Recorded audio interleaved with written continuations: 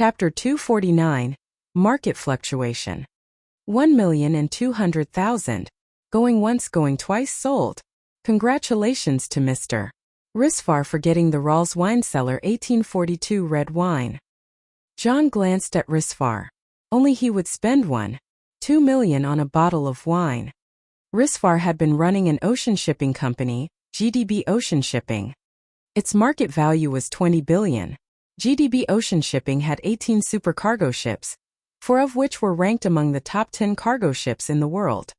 GDB Ocean Shipping was also the largest shipping company in Europe, accounting for 21% of the total ocean imports and exports in Europe.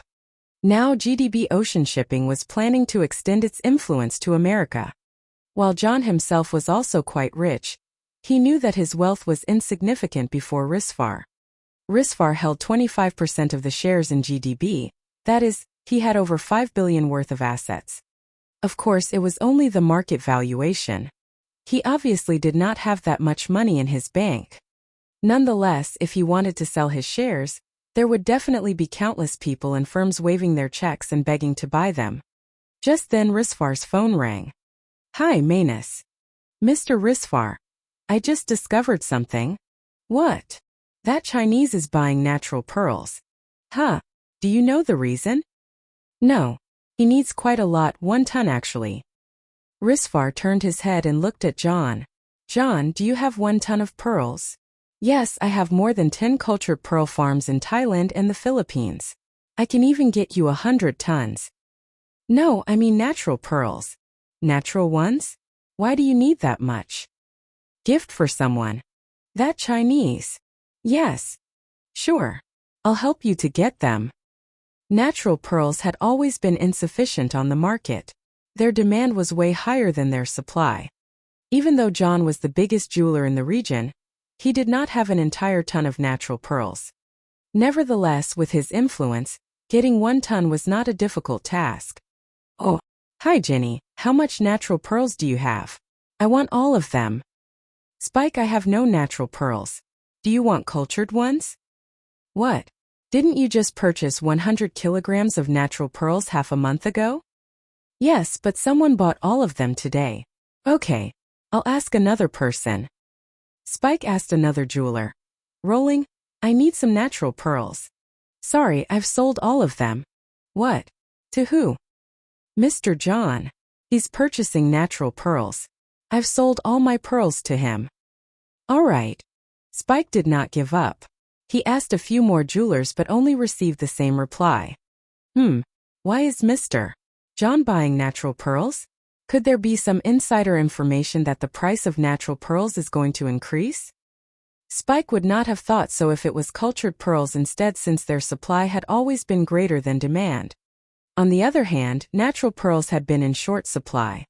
Therefore, if a pearl field encountered a storm or a big jewel brand had some plan, the price of natural pearls would increase. This was precisely Spike's guess.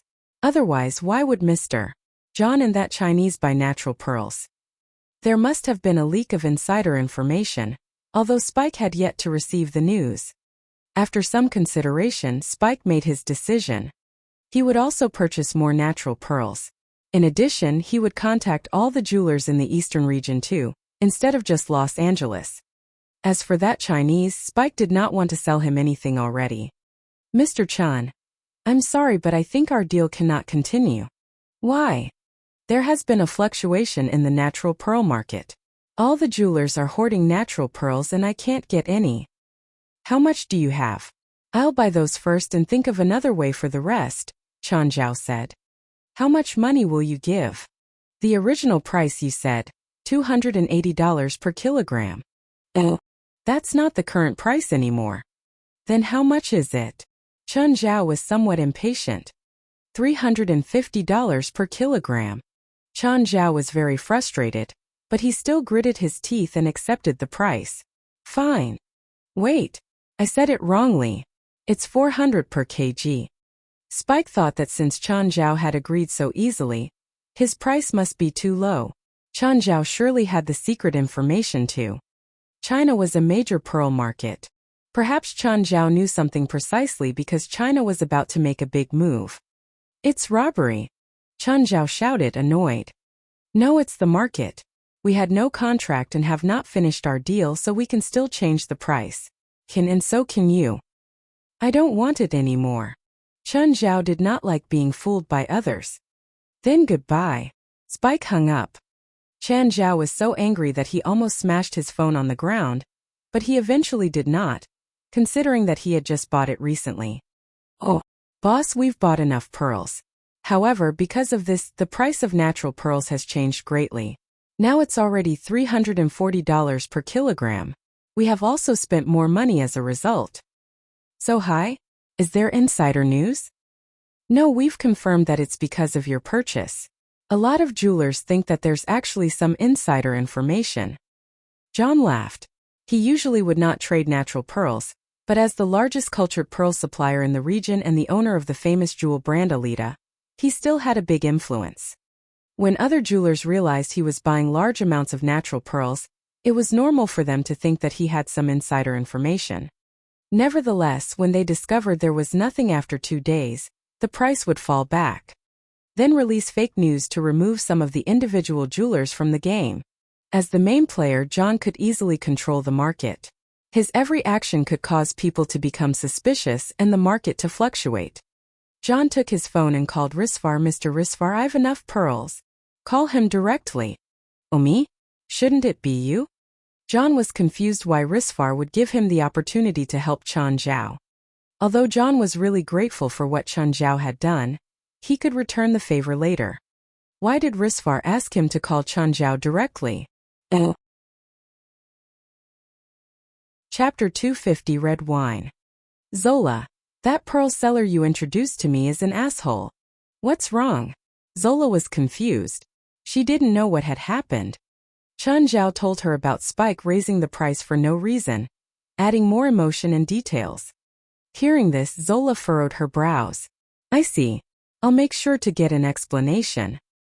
Zola and Spike were only work partners. However, Zola worked in high fashion. Her brand used some jewelry and accessories. In essence, Zola was Spike's source of income. If she stopped working with him, Spike would definitely have great losses. After tattling, Chen Zhao felt much better. Just then, he got a call from an unfamiliar number. Hello, who is it? Hello. I am John Longsha. Hello, Mr. John Longsha. Do I know you? I heard that you need pearls. Huh? How do you know? Chen Zhao was confused. I have a batch of natural pearls on me, John said. 1 ton. Do you need it? What price? $180. $180. That's it? Are you sure? I heard that the price in the pearl market is very high now, much higher than this. Chen Zhao was guarded. After all, with such a low price, the man might be trying to scam him with artificially bred pearls. This is the true market price. The rise in price these past 2 days is because of my purchases. John was actually able to give it to Chen Zhao for free. He bought all the pearls for $200,000. Selling it to Chen Zhao for $180 was already a big loss. But with his background, he could gift him 10 tons easily. Why are you doing this? We don't know each other. I know you, and that's all that matters. If you need the pearls, I can send them to your home. Are you serious? Yes. How can I pay you? You can pay after you receive it, John said, chuckling. You can find a professional to check, and send me the money after you're sure there are no problem. Okay. My address is 13 Banana Street, Mountain Town. Please wait at home. My package will be delivered within the hour. Chen Zhao thought for a moment, but he didn't know any pearl appraisers. Just then, Norman's called. Hey asshole. You haven't come here in 3 days. Did you forget your job? I'm busy. I'll go over when I'm free. Plus it's only like 10 pounds. You can do it by yourself in 2 days. There's no one to talk to when you're not here. I have no motivation. I'm seriously busy. Busy with what? Oh right. Do you know any jewelry appraisers? What jewelry do you want appraised? Pearls. I bought some and need a professional to appraise it for me. I'm coming. Coming for what? I'll help you. Are you sure? Don't scam me. Do you want help or not? Yes. Please come. You came over before, so you should know where I live, right? Norman's hung up and hurried over. 30 minutes later, she was here with Wouter. Wouter was excited to be back here and ran around, playing with Black Ma and White Ma. Norman's came in with her kit. Where are your pearls? It's not here yet, Chunjiao said. Wait a bit. Your house is so small. Look, White Ma and Black Ma can't even run around in here. You should just bring them to my place. It's bigger. You can tell them yourself. If they're willing to go with you, then they can go. Norman's looked at them. Black Ma, White Ma, come to my place. I have good food. They ignored her. What a joke. Other than her house being bigger, there was nothing good about it. There were demonic crystals here. Chunjiao would give them some every now and then. Norman's knew that she would get this result, but she was still annoyed at getting ignored. How come the dogs and owner are also annoying? Just then there was a knock on the door. Chunjiao opened it. There was an unfamiliar man in work clothes. A few men in similar attire stood behind him. Hello. Who are you looking for? Are you Mr. Chun? We are the delivery men from Arita Pearl Company. My task is to send a package of pearls to you. Chunjiao nodded. He took out his license. The delivery man confirmed it and said, Excuse me, where should we put the pearls? Put it into the basement. The workers brought boxes of pearls into the basement. Each box had Arita's logo. They all contained 2 kilograms. Oh. Hey asshole, how many pearls did you buy? I thought you bought some $10,000 high-quality pearl. I only need you to check if these are natural or not. Then why did I bring so many tools? You can tell just from the luster and color. I didn't tell you to bring the tools. You brought it over yourself. Norman's was furious, but she still helped Chunjiao in the end. These are all natural pearls. The quality's pretty high too. Aren't you a doctor? Why do you need so many of these? Are you going to change your career? No, I have other uses. Chunjiao shook his head. Okay, your task is complete. You can go home now. What, you're kicking me out? Of course. This is my home and my girlfriend's coming back soon. I don't want her to misunderstand. What if I don't leave? Black Ma, White Ma, please see her out. Norman stomped her feet in anger and left in a huff. Chunjiao put all the pearls into the spatial ring and called John. Hello, Mr. Longsha, I received the delivery. Please send me your bank account. A car parked outside at that moment. Del Risfar and their kids hopped off. Uncle Chun, we're here to visit you, Faith greeted Chunjiao. She brought the 2 older girls into the house. Mr. Longsha, I have guests. I'll send you the money later. After hanging up, Chunjiao went to welcome Del and Risfar. Mr. Risfar, how come you're visiting? My daughters want to see White Ma and Black Ma, so I brought them here. Mr. Chun, you won't mind, right? Of course not. I'm glad they like White Ma and Black Ma. Mr. Chun, this is for you. Risfar offered Chunjiao a fancy bottle of red wine. Thank you. Chunjiao took it without hesitation. Please come in. Chapter 251, Going to Hell Again. Chun, your house is too small. Black Ma and White Ma can't even run around. You should seriously consider giving them to me. Do you know that the person who said the same thing 5 minutes ago was just chased out by me? Uncle, I think Dad's right. Look at poor Black Ma and White Ma, Faith said as she bullied the silly twins. Faith, can you give one to Vera and me? Ronnie suggested with a serious tone. Here you go. You can have White Ma first. Tomorrow we'll exchange. Faith similarly answered in a serious voice. Mr. Risfar. Call me Johnny, Risfar said. Is Johnny your surname? No, Risfar is my surname, but only my family calls me Johnny. To be honest, Risfar was really a sociable person. He pulled Chunjiao closer to him with just one sentence. Is that really all right? Chunjiao could not understand why Risfar was suddenly so friendly. It was only the second time they met. They were certainly not close friends. Haha. Actually, I'm just hoping that the next time Ronnie and Vera show up here, you won't reject them. I promise they'll always be welcomed. Uncle, how about me? Sitting on the floor, Faith raised her head and looked at Chunjiao in envy. Of course you are too. Faith, let me show you a magic. Ronnie pulled Faith away. Then, she put her hands together and performed the thumb removal magic. Actually, Ronnie's performance was very unskilled and childish. Nevertheless, Faith was still amused and cheered loudly. Uncle, Dad, Sister Ronnie's performance is awesome. Faith shouted in excitement. Sister Ronnie, how did you remove your finger? I can do it too. Del was the most childish person among the three adults. In fact, he was childish in many areas. For example, his performance was even worse than a 3-year-old girl. Ah, I see it. Daddy didn't remove his finger. He used his right thumb, Faith exclaimed. That doesn't count. Daddy is so stupid. Distressed, Del pulled Chun Zhao's arm. Chun, show them magic too. I don't know any magic. That was exactly what Del wanted. He would only feel comfortable after seeing Chun Zhao being despised by Faith as well. Don't disappoint Faith. Just perform something. Fine. Chun Zhao opened his hand. There is nothing on my hand, right? Yup, there's nothing. Chun Zhao clenched his fist and then opened it again. There was a pearl. Wow, that's amazing. Faith, Ronnie and Vera all clapped loudly. Del immediately walked up and searched Chun Zhao's body. Where did you hide the pearl? Stop touching me. Chun Zhao slapped away Del's hands. You hid it in advance, right? Chun Zhao clenched his fist again. When he opened it, there was a handful of pearls. Del's eyes almost dropped out. You really know magic. It's the only one I know. Chun Zhao clenched his fist again and the pearls disappeared. Risfar finally said, Qian, you're really talented.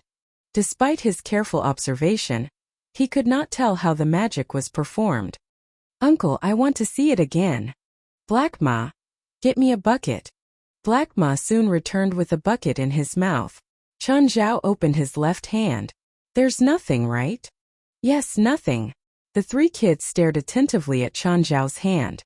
Chun Zhao clenched his fist.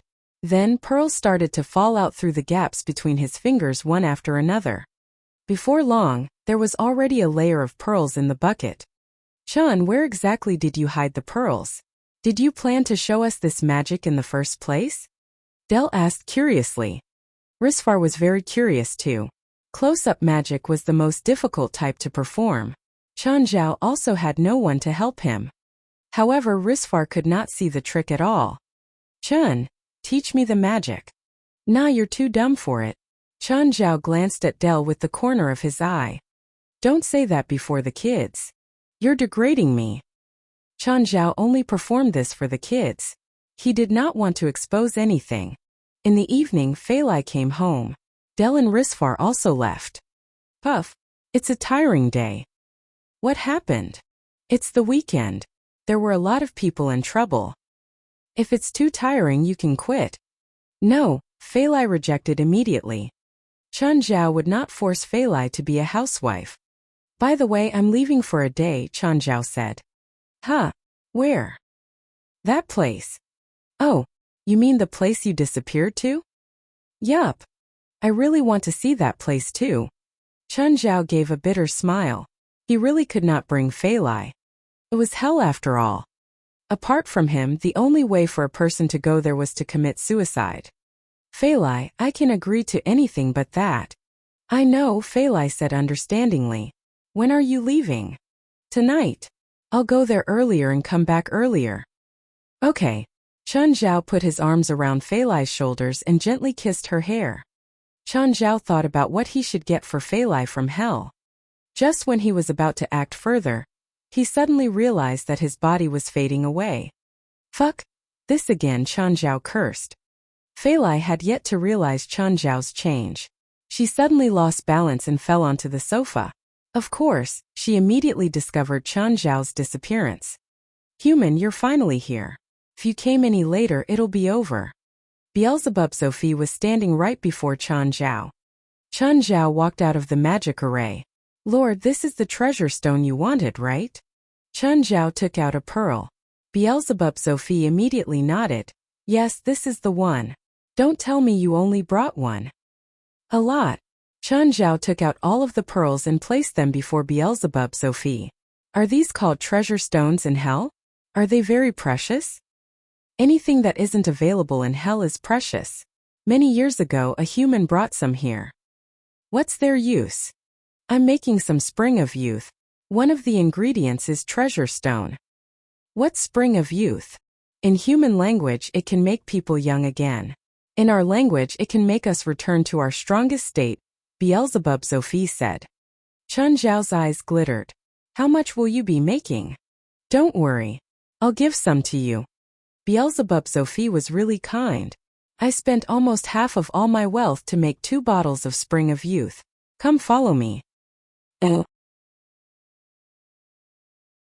Chapter 252 Spring of Youth. Beelzebub Sophie brought Chun Zhao to a ring-shaped building with a hollow center. There were red crystals embedded in the wall, making it uneven. When Chun Zhao looked up, he could see a huge red moon, shining with demonic red light. He'd never seen such a full red moon. When he came before, it had always been a new moon, waning or waxing gibbous moon. Beelzebub Sophie stood before a furnace in the center. It shone with green flames. Then he started tossing the pearls in. The flames in the furnace darkened from the original green. Chun Zhao had thought that Sophie would use the pearls as resources, but he ended up using it as fuel. The red moon of hell only appears for 3 days the entire year, while the spring of youth can only be created during the red moon. There was a duct above the furnace. Liquid started dripping down from it, landing in the stone bowl on the side. The liquid was as bright as blood, but it was a bit viscous. As Sophie added the pearls in, the flames grew stronger and stronger. The dark flames that spewed out of the furnace seemed like they would swallow Sophie, but he stood in the fire unharmed while chanting a spell. More and more liquid flowed out of the pipe. Soon the stone bowl was filled. Don't just stand there, Sophie yelled. Take out your container to collect it. Huh? What? You don't have a container. Chun Zhao remembered the red wine that Risfar had given him earlier. It was in his spatial ring. He hurriedly took it out and poured the red wine out. Then he placed it under the duct to collect the liquid. He didn't dare to move, in fear that he would miss a drop of the precious liquid. When the liquid was almost at the opening, no more liquid fell from the duct. It's over. It's over. Sophie nodded. Do you directly drink the spring of youth and then old people can become young again? You humans can't drink it directly. You must dilute it with water. 1 drop can basically make you 1 year younger. If you just drink it, the effect might be too strong and make you a baby again. However, you must remember that each person only has 1 chance to go back. Even if you only drank 1 drop on the first time, you won't get any effect the next time. So this is like increasing your lifespan. It's like that for humans, Sophie said. But it's not like becoming a year younger will add a year to your life. The younger you make yourself, the less years you add on. But for us demons, it'll only make us go back to our optimal state. If you add a drop of the spring of youth to wine, it'll also become the sweetest wine. Chun Zhao put the cork back into the bottle and put it in his spatial ring. Lord, what are those stones in the wall? Moon crystals. Do you want them? Are they precious? I put them all over the wall. What do you think? Then dig one out for me. It isn't useful for you, is it? I want to make a piece of jewelry for my girlfriend. Oh, I see. I heard Abitos say that you have a woman in the human world. Here, I'll have Jessica take the moon crystal to the best artisan in Obsidian City. He can make a demonic badge for you. A demonic badge? It won't have any side effects, right? Chun Zhao's expression changed slightly. The Doomstar was still fresh on his mind. He didn't want to bring more trouble to Fei Lai. Don't worry. Since it's made for your woman, it obviously won't have any negative effects. Lord, I have another question. How should I control my right hand? You haven't summoned Jessica? She knows how to solve your problem. I summoned her last time, but I was dizzy after that. I don't want to summon her again. Your spiritual power is too weak. How do I strengthen it? Use more spells. Don't you humans practice to exercise your body? That's a dumb method, but it's very effective. You can try summoning Jessica more often. This will strengthen your spiritual power faster. Sophie paused. Looking at Chun Zhao's right hand, he added, My blood flows through your right arm. It doesn't have a consciousness and can only act with instinct. If you can learn Soul Collection, you'll be able to control it. I don't know Soul Collection. Chen Zhao had never heard of this spell before. I'll give you the rubbing of this spell. Just then he was attacked by the smell of meat. Chen Zhao took a deep breath. Smells delicious. Let's go. Oris killed a dragon just for you. Chen Zhao and Zofie walked out of the ring-shaped building. They saw Oris shortly after. Her mouth was open and she kept blowing out fire to cook the 8 or 9 meter long dragon. Chen Zhao was speechless at this roasting method, but it was really hell's style. Human, you're here. Seeing Chen Zhao, Oris gave Chen Zhao a warm hug with her 3-meter-tall height. Human, I made this just for you. If you eat its flesh, you can become stronger. It won't make me turn into some horned and scaled creature, right? Haha. I like your humor, Oris laughed. Oh, if I can't finish, can I take it to go? Of course, but you better remember that no one other than you and your demons can eat it. Why? People without demonic blood can't take dragon meat, especially one cooked with my breath. He had to admit that the dragon's meat tasted delicious. It might also be Oris' unique cooking techniques. Chen Zhao had a great appetite and ate a dozen kilograms, but looking at the dragon that weighed a few tons, he probably couldn't finish until next year.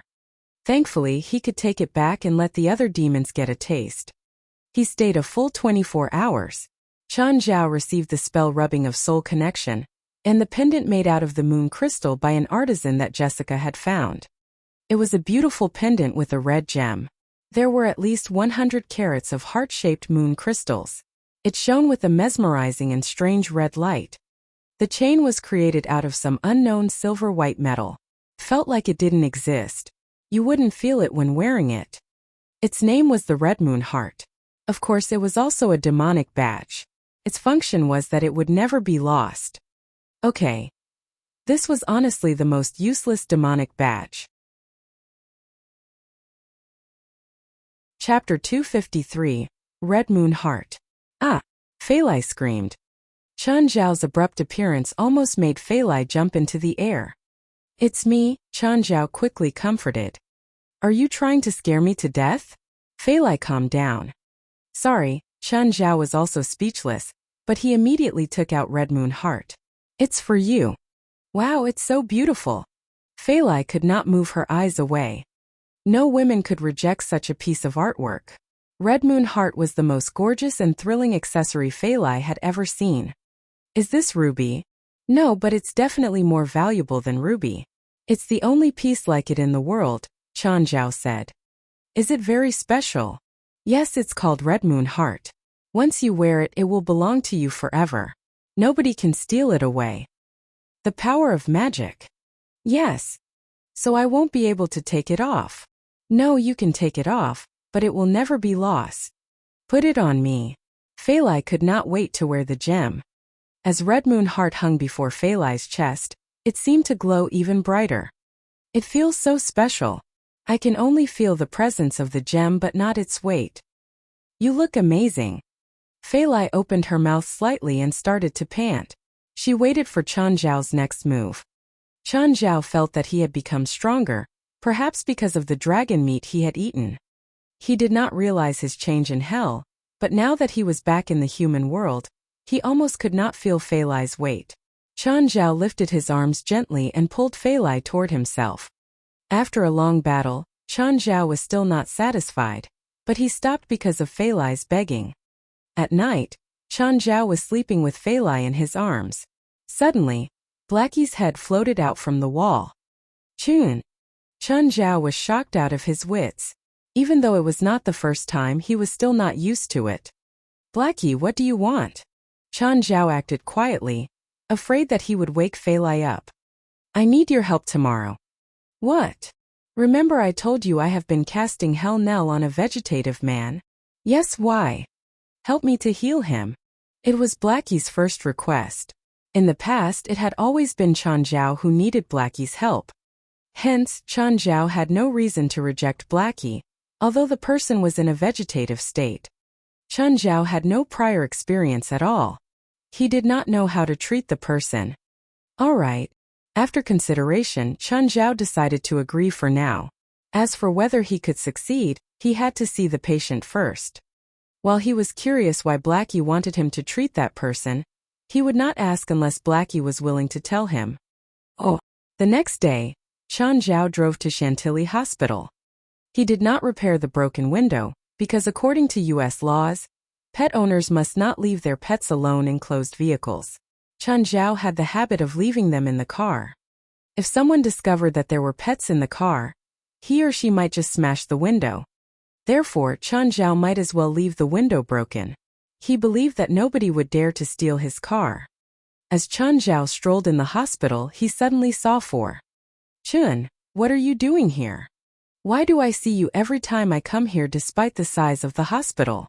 A nurse told me that you've been acting suspiciously here again, so I came. Because Chun Zhao and Four had been seeing each other quite often, some people in the hospital also knew Chun Zhao.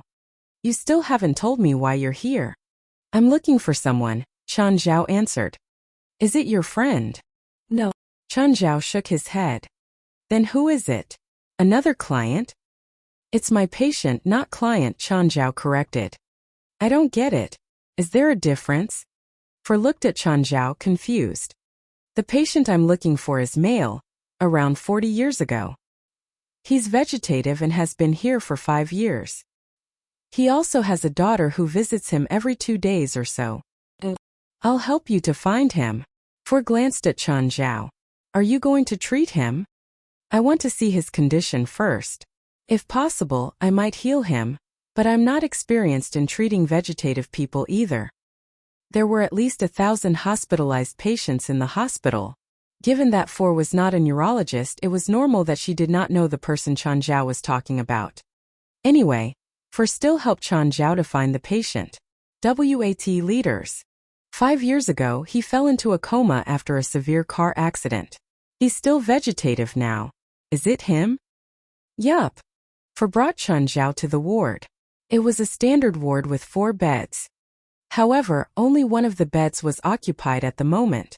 A woman was sitting beside the patient, massaging his muscles. When Four and Chun Zhao walked in, Suma Leaders turned her head around, puzzled. Yes. Hi, he is the new neurology expert in the hospital.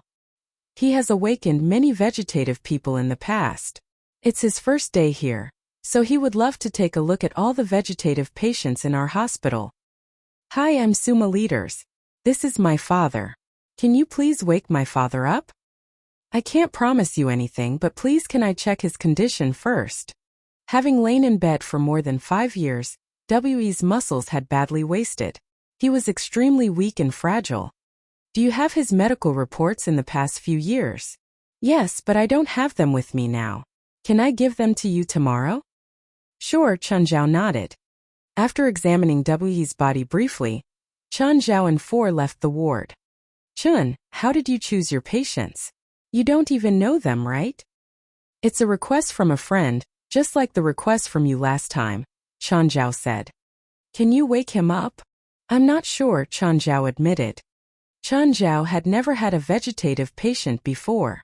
To be honest, he did not even know what he should do to the patient, let alone cure him of his state. Just then his phone rang. Hi, Mr. Chun, I'm Spike. Can I talk to you, please? There's nothing to talk about. Chun Zhao was about to hang up. Mr. Chun, please give me a minute. Please. Fine, a minute. I would like to sell you all my natural pearls at the original price. I don't need them anymore. $180. It's the lowest price in the market. I said I don't need them anymore. I've already bought what I needed. Chapter 254. Artificial? Natural. Mr. Chun, you can't do this to me. Do you know what I put in to help you buy natural pearls? How can you do this to me? Spike was freaking out. He'd really lost too much this time. He'd thought that there would be good news in the natural pearl market, so he'd been buying them up crazily these days. But before good news came, he heard that Mr. John had already stopped buying natural pearls. By the time he processed this, it was already too late. He'd borrowed from the bank with high interest to buy the pearls. The market price for natural pearls recovered to the original price. This wasn't the worst part. The worst part was that even though the price had recovered, the market order hadn't. The market wasn't that big since no one really needed natural pearls. With the recent rises and falls, no other sellers would touch natural pearls in the following period. The items were stuck in his hand now. If he waited a few months, he could definitely sell them. However, the bank's interest couldn't wait. Each day was pressing at his limit. Plus, the thing that he regretted the most was that Zola's fashion company, his original partner, had ended the contract. This affected his business greatly. The bank also started chasing after his debt because of this. Chun Zhao scoffed. You were the one who wouldn't sell to me, so I bought them from someone else. Now you're blaming me? Mr. Chun, it's my fault. Please forgive me. Please give me another chance. 1 minute's up. Goodbye. Chun Zhao hung up. He didn't want to waste time with Spike. The man had asked for this himself. It wasn't like Chun Zhao wanted to mess with him. If Spike hadn't done those things, he might not have gotten rich overnight, but he still would have made a profit. Chun Zhao didn't know how much Spike had lost. He didn't want to know either. It had nothing to do with him. He got into the car after leaving the hospital and drove to Ethan's. Sitting at the counter, Li Qing saw Chun Zhao and immediately went over.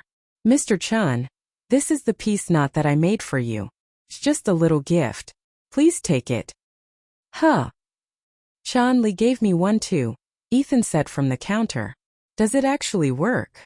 It's the thought that counts. Chun Zhao accepted the peace knot. Thank you. Chinese people usually hung a peace knot in their cars. It was a custom and habit. Chun Zhao looked at the knot. It was very detailed, unlike the machine-made ones usually sold in China. Li Qing must have made it herself. Chun Zhao discovered that he couldn't figure out how it was made. Auntie Li, your weaving method is so detailed. I think you can make some to sell at the motel. You'll definitely have a market. Li Qing shook her head. I can't just make a few. I've only made these 2 in 2 months. Is it that hard? It's handed down the generations. Kids aren't even willing to learn. Now that it's in my hands, the tradition might get lost. There was an undertone of sadness in her voice. Chun Zhao didn't know if it was for the craftsmanship or the loss of her child. Oh, Coastal Rescue Team. Fei Lai, your necklace is so pretty. A female lifeguard looked at Chun Zhao's pendant. She couldn't look away. The other women crowded around too. Is that a real ruby? No way. How much would such a big ruby cost? It's probably man-made. But it's so pretty. The touch and luster don't look man-made. What did women wear pretty jewelry for? In addition to adding to her beauty, it was also for showing off. Fei Lai wasn't an exception. She was satisfied to get praise from the other girls. It's so pretty. Fei Lai, can I look? The girl took the red moon heart and started touching and studying it. The cut is so precise. When she placed it under the sunlight, the entire red moon heart shone with a dazzling color. The color took one's breath away. All the girls cried out in surprise. Oh! This caught the men's attention. Robio walked over. Let me see. He took the red moon heart. This isn't artificial fiber or stone. It's an all-natural gem. Robio pointed it at the sun and then gazed at it with his hands over the stone. Fei Lai, he said. You shouldn't wear something so expensive to work. Huh. But Chun said it's not a ruby. If it's artificial, it won't have the inner refraction. Artificial stones have a phosphorescence effect, and the light goes straight through. This stone is at least $30 million. You better put it somewhere and not take it out so easily. The women all stared at Fei Lai incredulously. They couldn't help but be jealous. They all knew Chun Zhao but didn't think that he would be so generous. Not only did he gift Fei Lai a sports car, but he also gave her such an expensive necklace. If they'd known that this Chinese man was so rich, they would have snatched him up first. It's this expensive. It's just an estimate. If you want a more accurate appraisal, you can find a professional agency. Robio clapped. Okay, break's over. Back to work. None of the women could look away from the red moon heart. It was honestly too tempting. It was especially attractive to girls. Wearing it, Fei Lai was even more beautiful. After hearing what Robio had said, she didn't dare wear the necklace either and quietly put it away. The women didn't look away until they saw Feilai take it off. Even though she didn't dare wear it anymore, she was still satisfied with the eyes of the others. Everyone had a shallow side, including Feilai. People always compared themselves to each other subconsciously from looks to figure. Feilai didn't put it back on until after work. The other girls could only look and sigh. On her way back home, she also bought a bottle of red wine. Chun, when are you coming back? Soon. Is there a problem? I can't call you if there's no problem. Oh, I'll come back as soon as possible. When Chun Zhao came back, he realized that Feilai had prepared a candlelit dinner. While they were getting intimate, Dell's call came, ruining the moment. Chun, do you know what the wine that Risfar gave you was? No. Why? It's an 1842 red wine from Rahl's wine cellar. And that bottle had just been sold for $1.2 million at the spring red wine auction. The one who bought it was Risfar. Chun Zhao choked. Chapter 255 Six-Pack. Chun, what's wrong? Feilai looked at Chun Zhao, confused. Chun Zhao's expression had just changed wildly, as if something big had happened. I feel like I've just lost $1.2 million, Chun Zhao said with a long face. Dell continued to hurt Chun Zhao on the other side of the phone.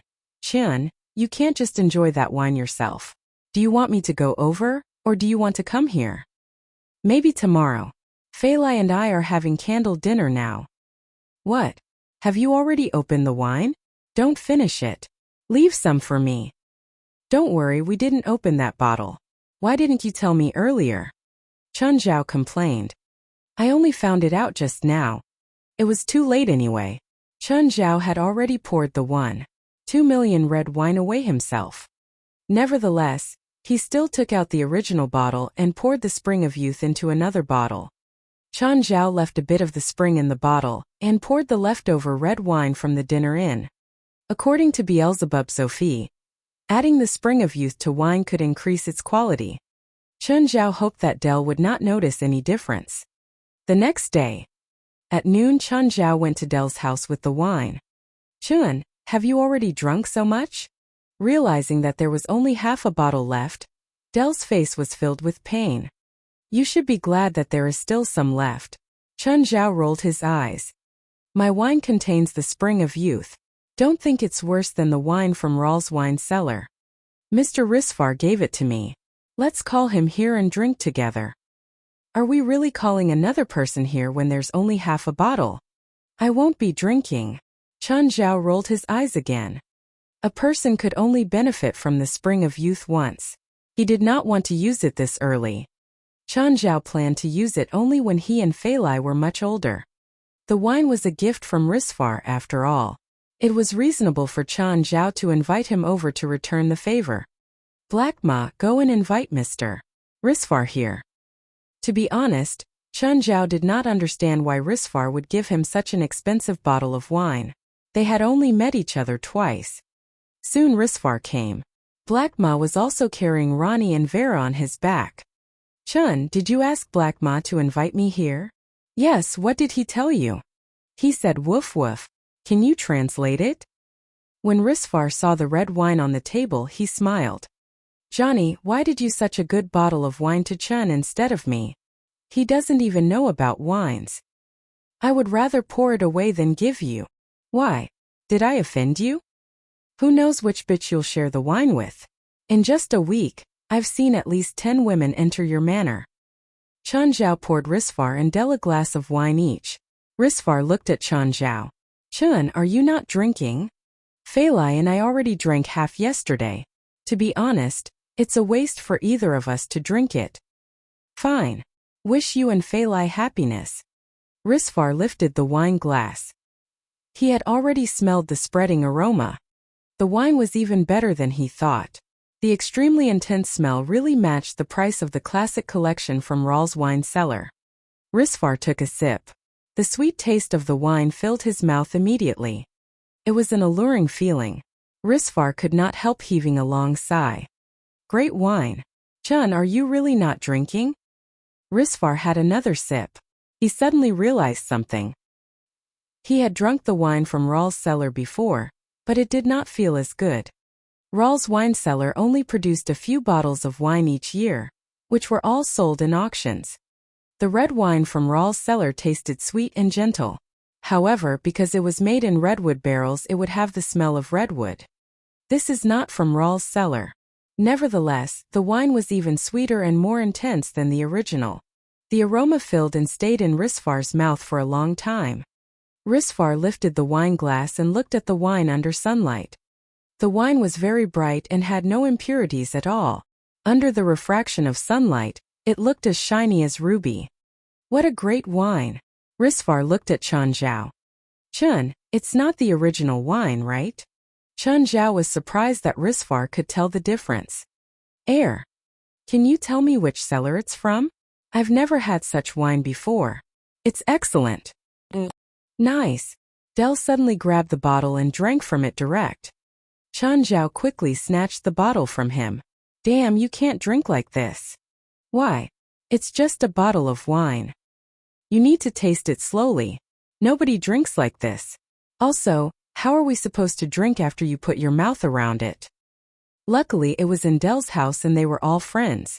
If it was in public instead, Del would probably be dead by now. While the wine was quite intense, it was clearly not as strong as hard liquor. As Del and Risfar drank the wine, they eventually fell asleep on the sofa. Perhaps they were drunk. On the other hand, Chun Zhao played with the kids in the courtyard. There was still about 1/3 of the wine left. Del and Risfar slept for about 2 hours. It was more like a nap. Risfar woke up. When he opened his eyes, he felt as if the world had been renewed. He was clear-headed and rejuvenated. Risfar glanced at Del, who was still sleeping. Risfar was somewhat confused. He remembered very clearly that they had been drinking here. How did they fall asleep? He had quite a high alcohol tolerance. Even half a bottle of vodka would not make him drunk, not to mention red wine. Risfar walked to the courtyard and saw Chun Zhao playing with the kids. Chun, sorry, I don't even know why I fell asleep. Maybe you were too tired, Chun Zhao said, smiling. Oh. Risfar would usually not drink in the day. If he did, he would certainly not work because it would affect his thinking and judgment. However, today he drank in the day and felt that he had an endless amount of energy. He felt as if he was back to being 20 years old again. All his cells were filled with vigor. It felt rather strange. It was like a person who had been carrying weights for many years. He suddenly removed all the weights and felt as light as a bird. At the dinner table, Ronnie stared at Risfar for a while, puzzled. Dad, you became more handsome. No, Dad became younger, Vera corrected. Risfar only laughed it off, dismissing his daughter's lovely comments. However, when he was washing up at night, he saw himself in the mirror.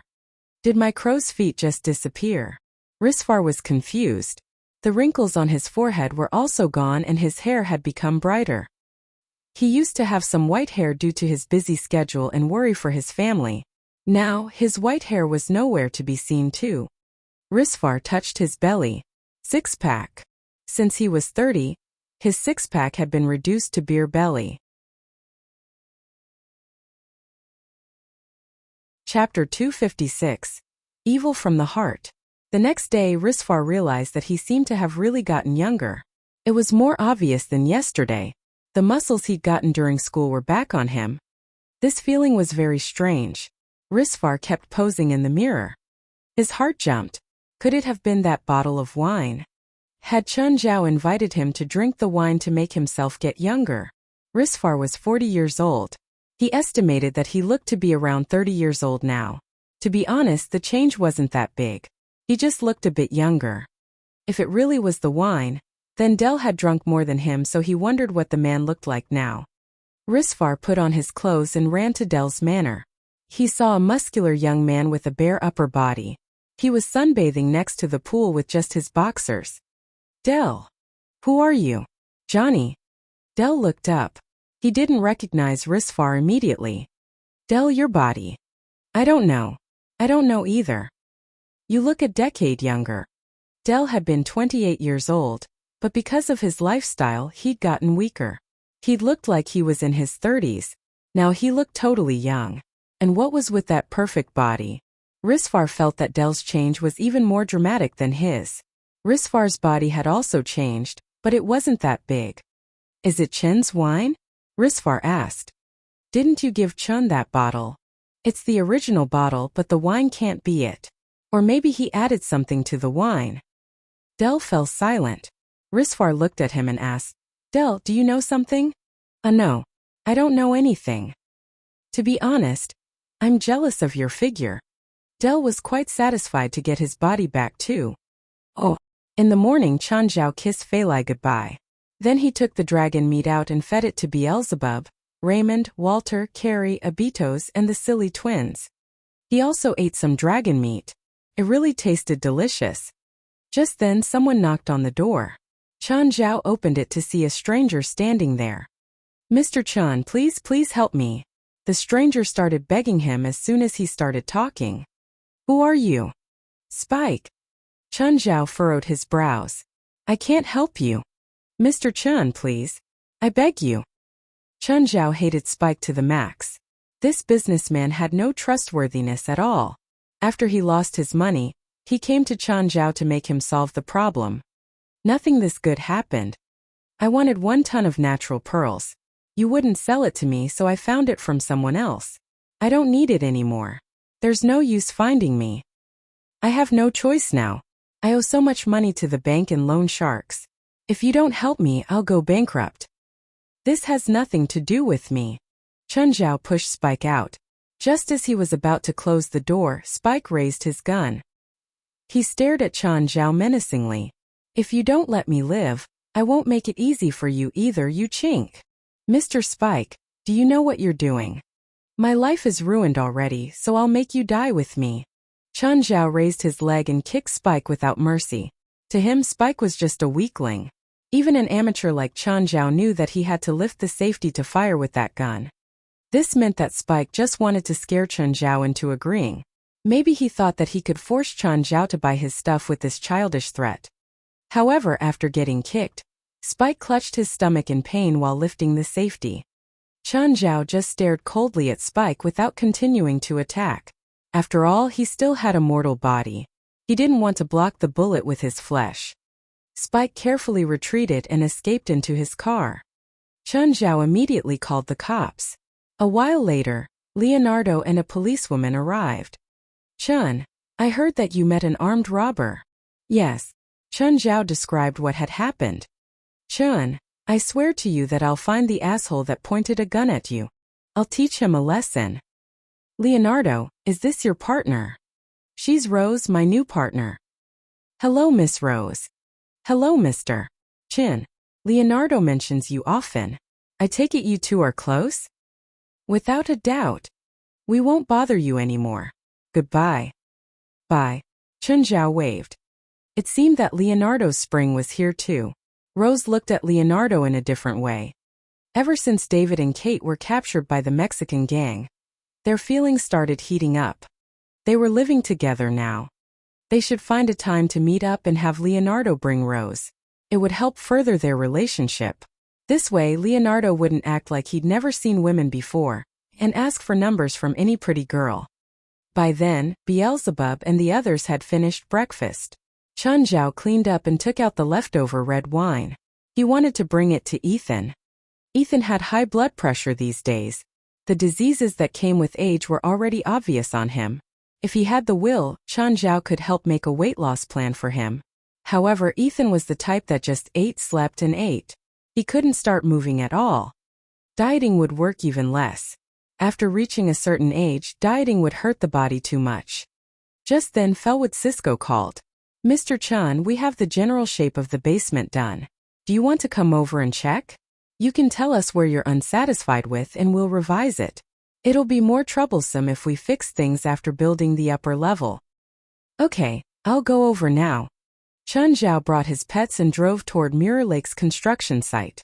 Spike hadn't gone far. His car was parked in the near distance. Seeing Chun Zhao leave, Spike turned around and snuck into Chun Zhao's home. His past hadn't been pretty. These sneaky things were just everyday actions back then. He'd only started doing legal business after making some money. But this didn't mean that he'd really become a good person. Spike looked around but didn't find anything valuable. His eyes fell onto the bottle of wine on the living room table. This bottle. It was 1842 red wine from Rawls' wine cellar. There was also a ruby pendant next to it. Spike was tempted. A few days ago, this bottle had been auctioned off at $1.2 million. He didn't know if the pendant was real or not though. His heart jumping, he took both the bottle and pendant. Then he ran into the kitchen and turned on the gas. Chapter 257. Your house was blasted into the sky. Chen Zhao and Felwood chatted with each other. Actually, Chen Zhao really trusted Felwood's supervision. Whenever there was a problem, Felwood would immediately inform Chen Zhao. If Chen Zhao made an unreasonable request, he would also explain to Chen Zhao patiently. There were 2 floors in the basement. Basement 2 was for Blackie. There was also a waterway leading to the lake. No decoration was needed. Basement 1 required much more spending. A piece of tempered glass that was 6 meters long and 2 meters wide already cost $120,000. Nonetheless, it changed the basement completely. One could see the mirror lake directly through the glass. It was also the part that pleased Chen Zhao and Fei Lai the most. Felwood, you said you know a water engineering team, right? Help me to contact them. Felwood seemed to be in a difficult position. Mr. Chen, I'm sorry, I made an empty promise. I discussed the project with their boss and he's very unhappy with the price. I don't think they will work for us anymore. I see. Forget it, I'll think of a way myself. I'm really sorry. It's fine. Just then, a luxurious car stopped outside the construction site. Dell and Risfar alighted from the car. When Chen Zhao saw them, he was clearly stunned. Dell? Johnny? Stop acting. We know it's because of you. What? I don't get it. Chen Zhao realized that the 2 were really too young. Did I put too much spring of youth? Chen Zhao originally estimated that they would become at most 5 years younger, which would not be too obvious. However, they ended up becoming about 10 years younger. Dell's change was even bigger. He had been a decadent man.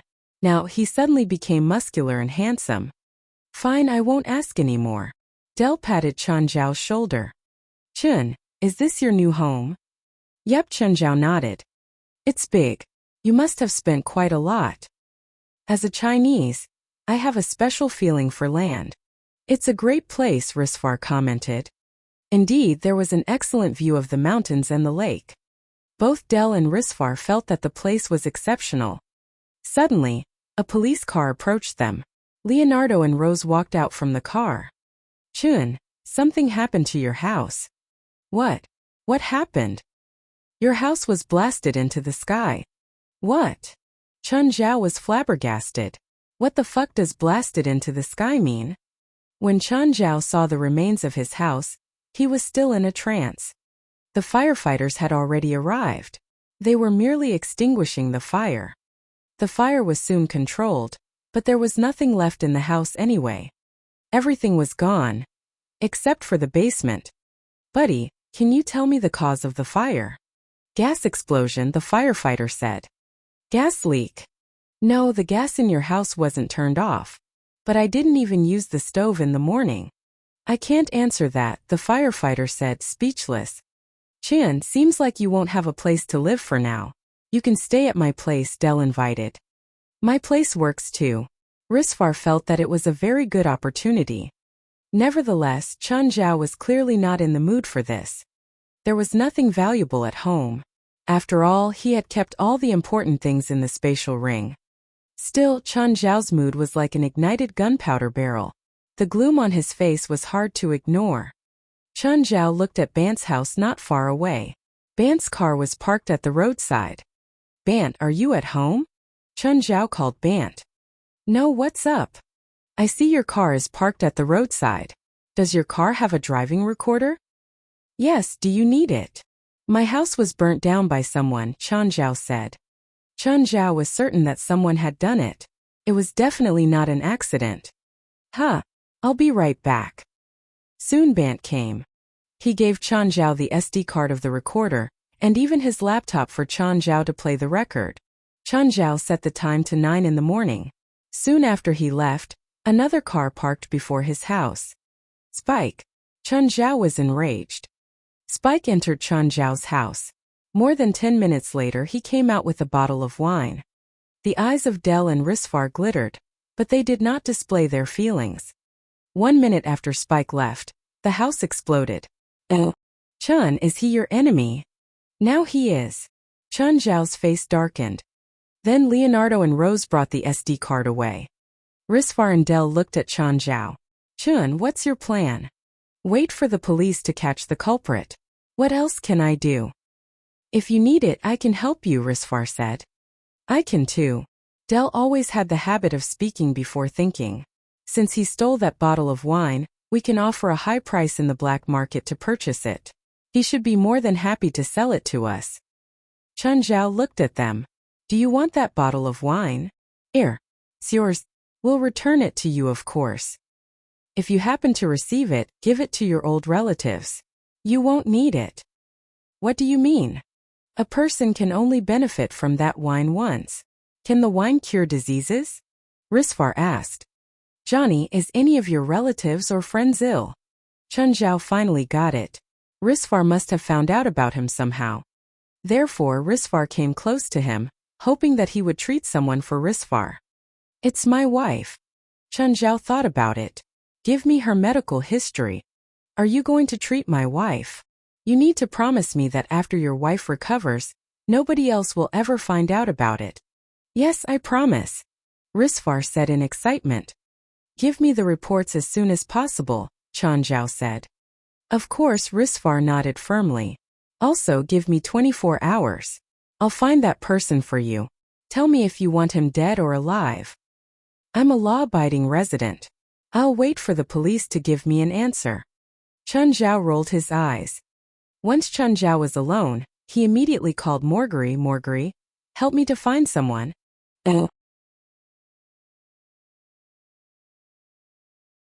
Chapter 258 Find a House. Chen Zhao made a compromise with the agent. Chen Zhao would pay for a portion while the insurance would pay for the rest. $10,000 wasn't much for him, but he still couldn't vent out his anger. Huh? Chen, I heard your house got set on fire. Wanna come stay in my motel for a bit? Fuck off. I'd rather die than live there again. Only Ethan would talk to Chen Zhao in such an annoying way. There was no other person. He had to go out and find a house now. Since he had to rent one, he could at least get a bigger one. At the moment, he was at the real estate agency communicating with the customer service. Just then, he got a call from Zola. Chun, I heard that your house was set on fire. Even you know? Chen Zhao was surprised. You need to find a place to stay, right? I found one already, Chen Zhao answered. Actually, Chen Zhao wanted to put space between him and Zola. It wasn't that she was a bad person, but that it was about morals. He couldn't be dating Fei Lai while getting with other women. Chen Zhao didn't think he was the type that could have multiple women. When he was single, he could let loose and accept anyone who was interested. Since he'd decided to have a stable relationship, he had to maintain it seriously. Chun, do you know that your real estate agent's company is under Manny's name, and I'm in charge temporarily? Chen Zhao froze. Don't tell me that I'm in your security footage right now.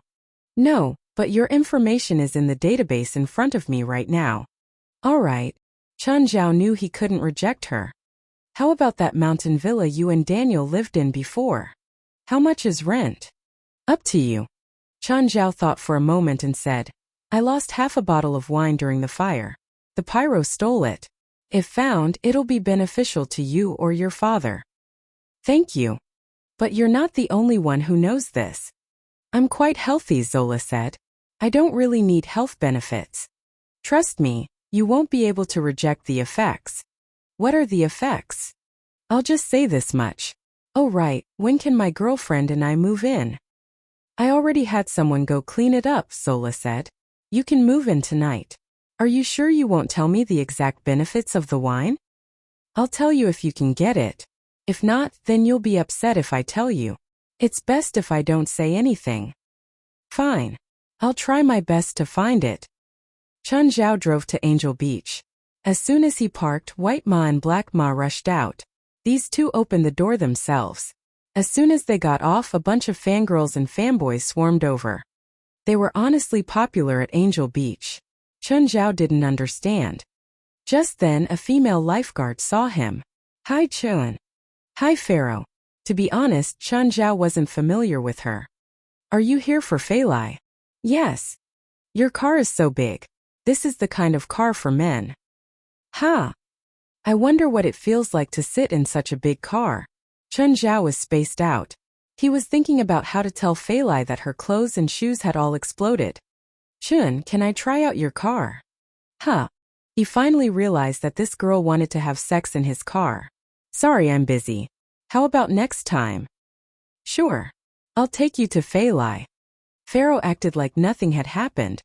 After reaching the office, Pharaoh said from the doorway, Fei Lai, Chin's here for you. Fei Lai turned around. Chin, how come you're here? Fei Lai, we haven't gone shopping together, right? You're inviting me to go shopping. I guess. I'm working now though. I'll tell Robio. We have a lot of tourists today. I don't think he'll agree. You wait here. Chun Zhao walked into Robio's office. He already saw through the glass that Chun Zhao had come.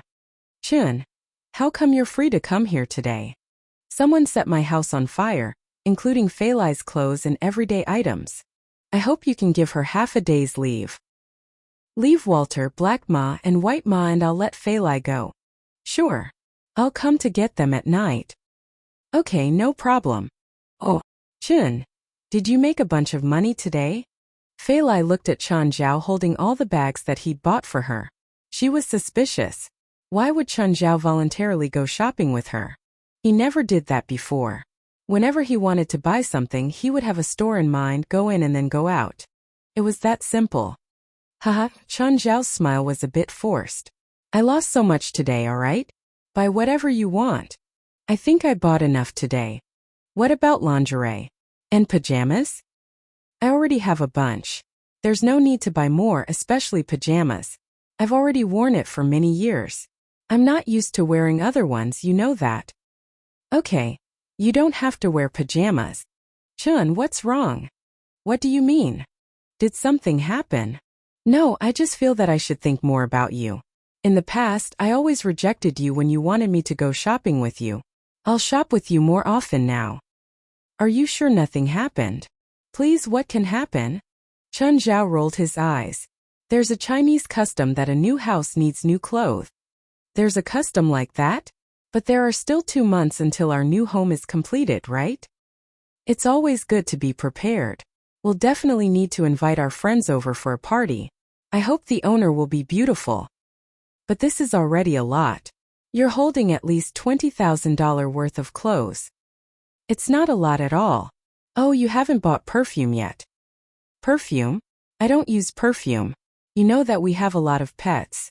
It's damaging to their sense of smell. Oh, shoes. The brands will all have new designs for spring, right? Fei Lai couldn't win against Chun Zhao and was dragged into another name brand specialty store.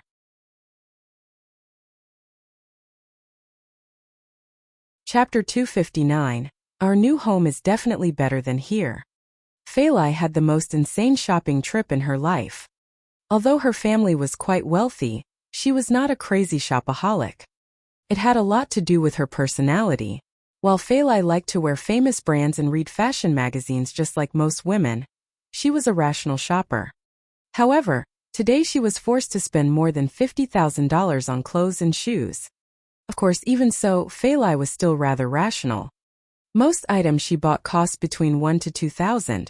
The only exception was a pair of shoes which cost more than $4,000. Chun Zhao had to put the items in his car before they could continue to shop. Fei Lai felt as if Chun Zhao was going to buy the entire street for her. Even though shopping was indeed pleasurable, as a rational person, Fei Lai was worried whether the items were too expensive and whether Chun Zhao could really afford them. All right. I think we've bought enough. Fei Lai wanted to stop the shopping trip. Chun Zhao muttered into Fei Lai's ears, actually, I want to see you in VS undies. Fei Lai immediately flushed. Asshole.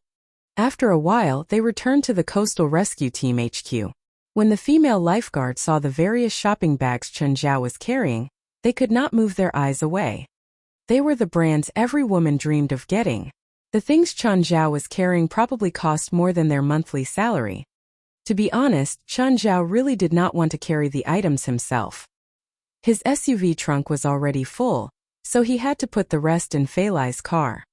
Anyway, the scene was a huge blow to the women in the HQ. They were confident that their appearance and body were comparable to Fei Lai's. Why could they just not meet a man who was rich and willing to spend for them? The branded clothes Chen Zhao was carrying cost at least 20,000. Fei Lai, don't drive too fast today. Follow me. I'll bring you to a place. Where? You'll know when we arrive. Is he going to propose to me? Fei Lai thought. What should I do then? I'm not ready. Nevertheless, Fei Lai did not know how to reject Chen Zhao. She really liked him. If Chen Zhao was rejected, would they break up? Fei Lai drove her car and followed Chen Zhao. She soon realized that they had entered Beverly Hills. Chun, where exactly are we going? Fei Lai kept imagining the various possibilities. Chen Zhao's car made many turns and climbed the hill. Eventually, he stopped in front of a villa. Fei Lai was even more puzzled. Is it his friend's house? Is he going to introduce me to his friend? Why didn't he tell me earlier then? He has no reason to keep it a secret, right? Fei Lai alighted from her car and looked at Chen Zhao, confused. Chun, is this your friend's house? It's our temporary house. Chen Zhao gave a dry laugh. Why? Fei Lai's face was filled with doubt. Chin, isn't our house in Mountain Town good enough? Why are we moving here? Also, our new home will be ready soon. Actually, our house had a fire and everything is gone. Fei Lai finally understood why Chen Zhao had forced her to shop and buy so many things. All her belongings had been burnt. Everything's gone. Everything's gone, Chen Zhao confirmed. Were you at home that time? Fei Lai suddenly looked at Chen Zhao, worried. Were you injured? No. It's great that you were not hurt. Fei Lai hugged Chen Zhao. Cough cough. Chen Zhao turned his head and realized it was Paul. Paul, why are you here? Mr. Rasfa asked me to deliver some things to you.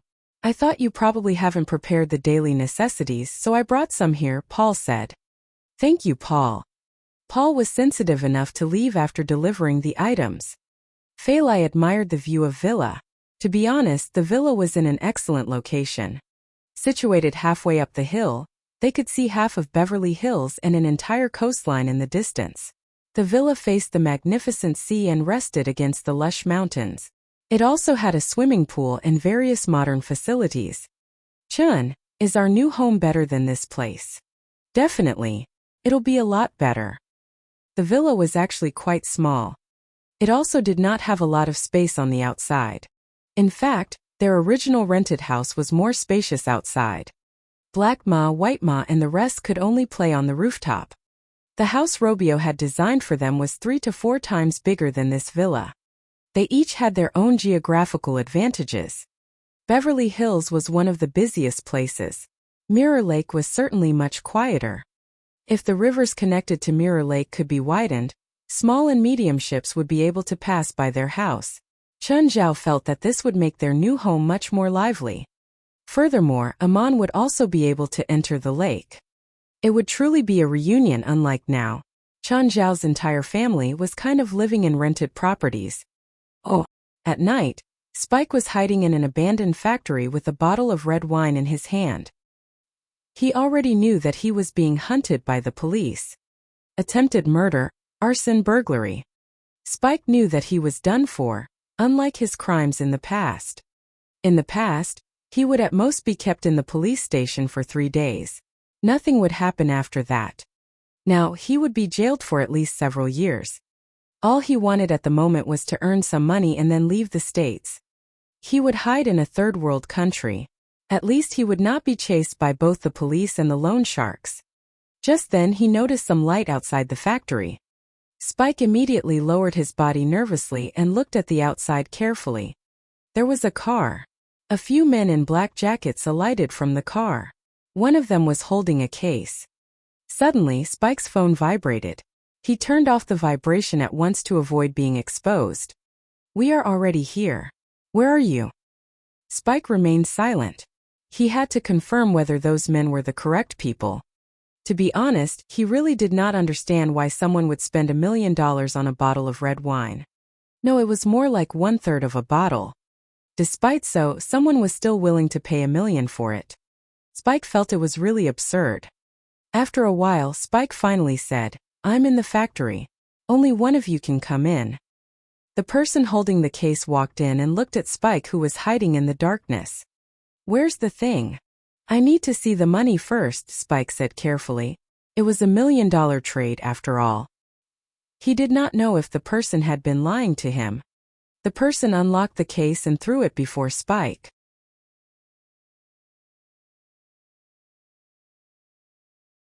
Chapter 260. Father and daughter drink together. Spike opened the case. It was filled with green cash. They were all new and emanated a sweet scent. He took a wad out and checked. Then he took out another wad. It really was $1 million. Where's the stuff I want? Spike tossed the bottle at him.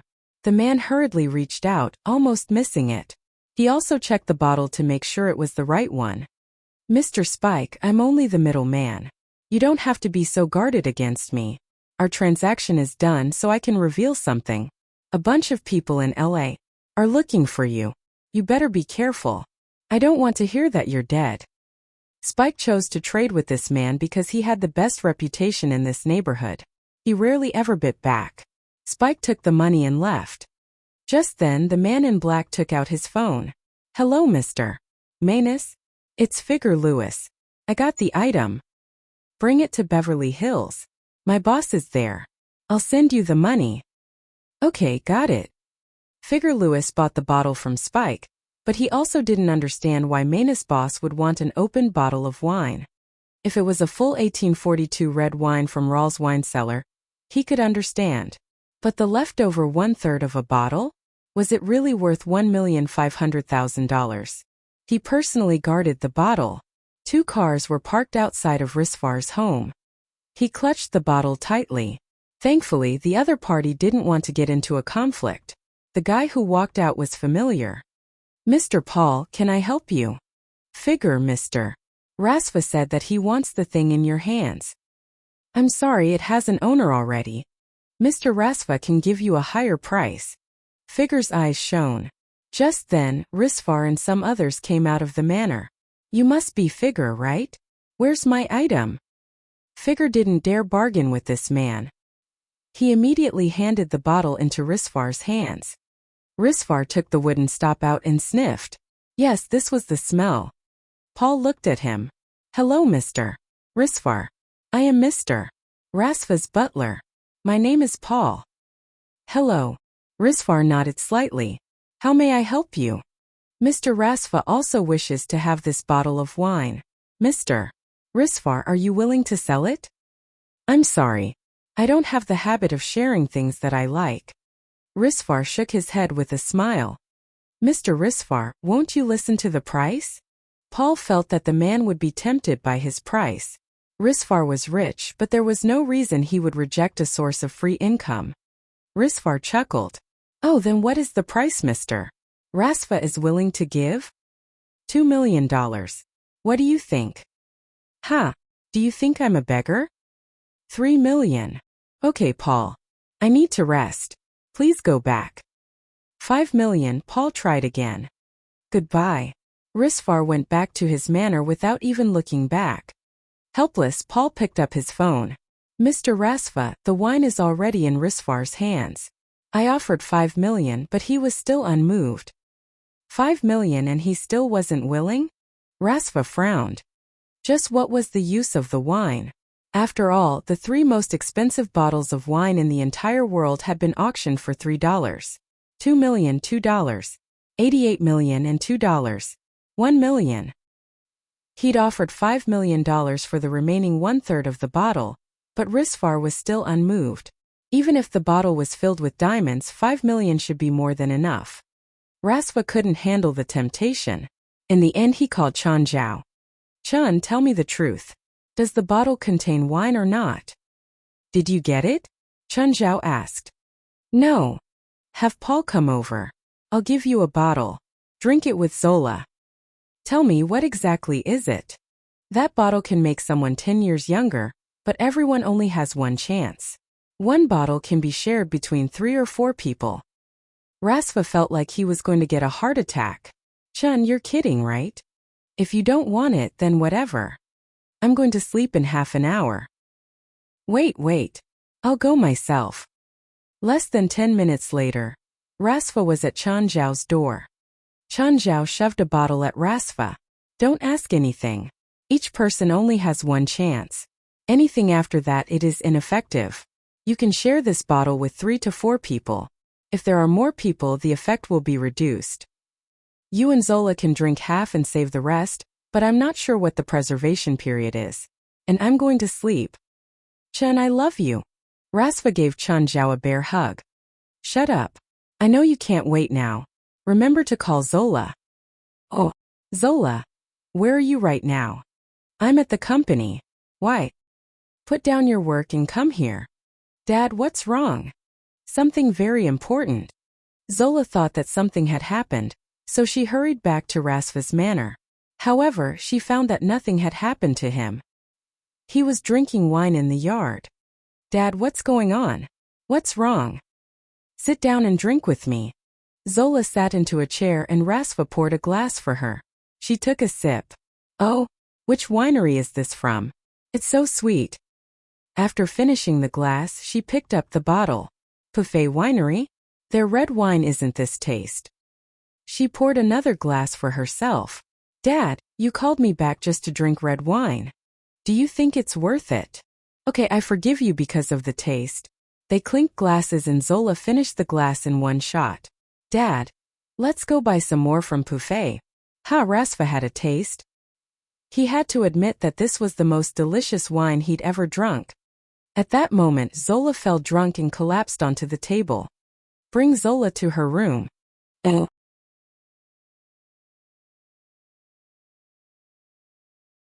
Chapter 261, Back to Youth. In the morning, Zola stretched herself fully. It was the most comfortable sleep she had in a long while. She felt completely rejuvenated, as if even the air had become fresher. Zola went to the restroom. She was about to turn on the tap when she saw herself in the mirror. Zola was clearly stunned. She rubbed her eyes and looked into the mirror again. She stared blankly at both the familiar and strange face in the mirror.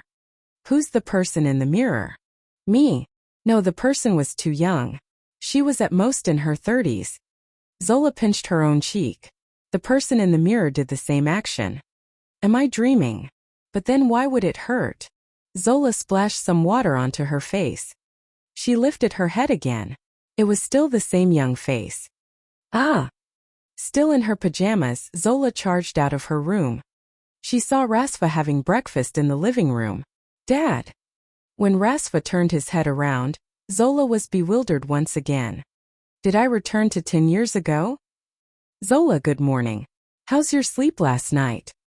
Dad, you've become younger. Am I dreaming? Haha. Enjoy your youth. Dad, do you know what happened to us? You know, right? Zola urged. The red wine yesterday was a gift from Chen. Zola was startled, her face full of disbelief.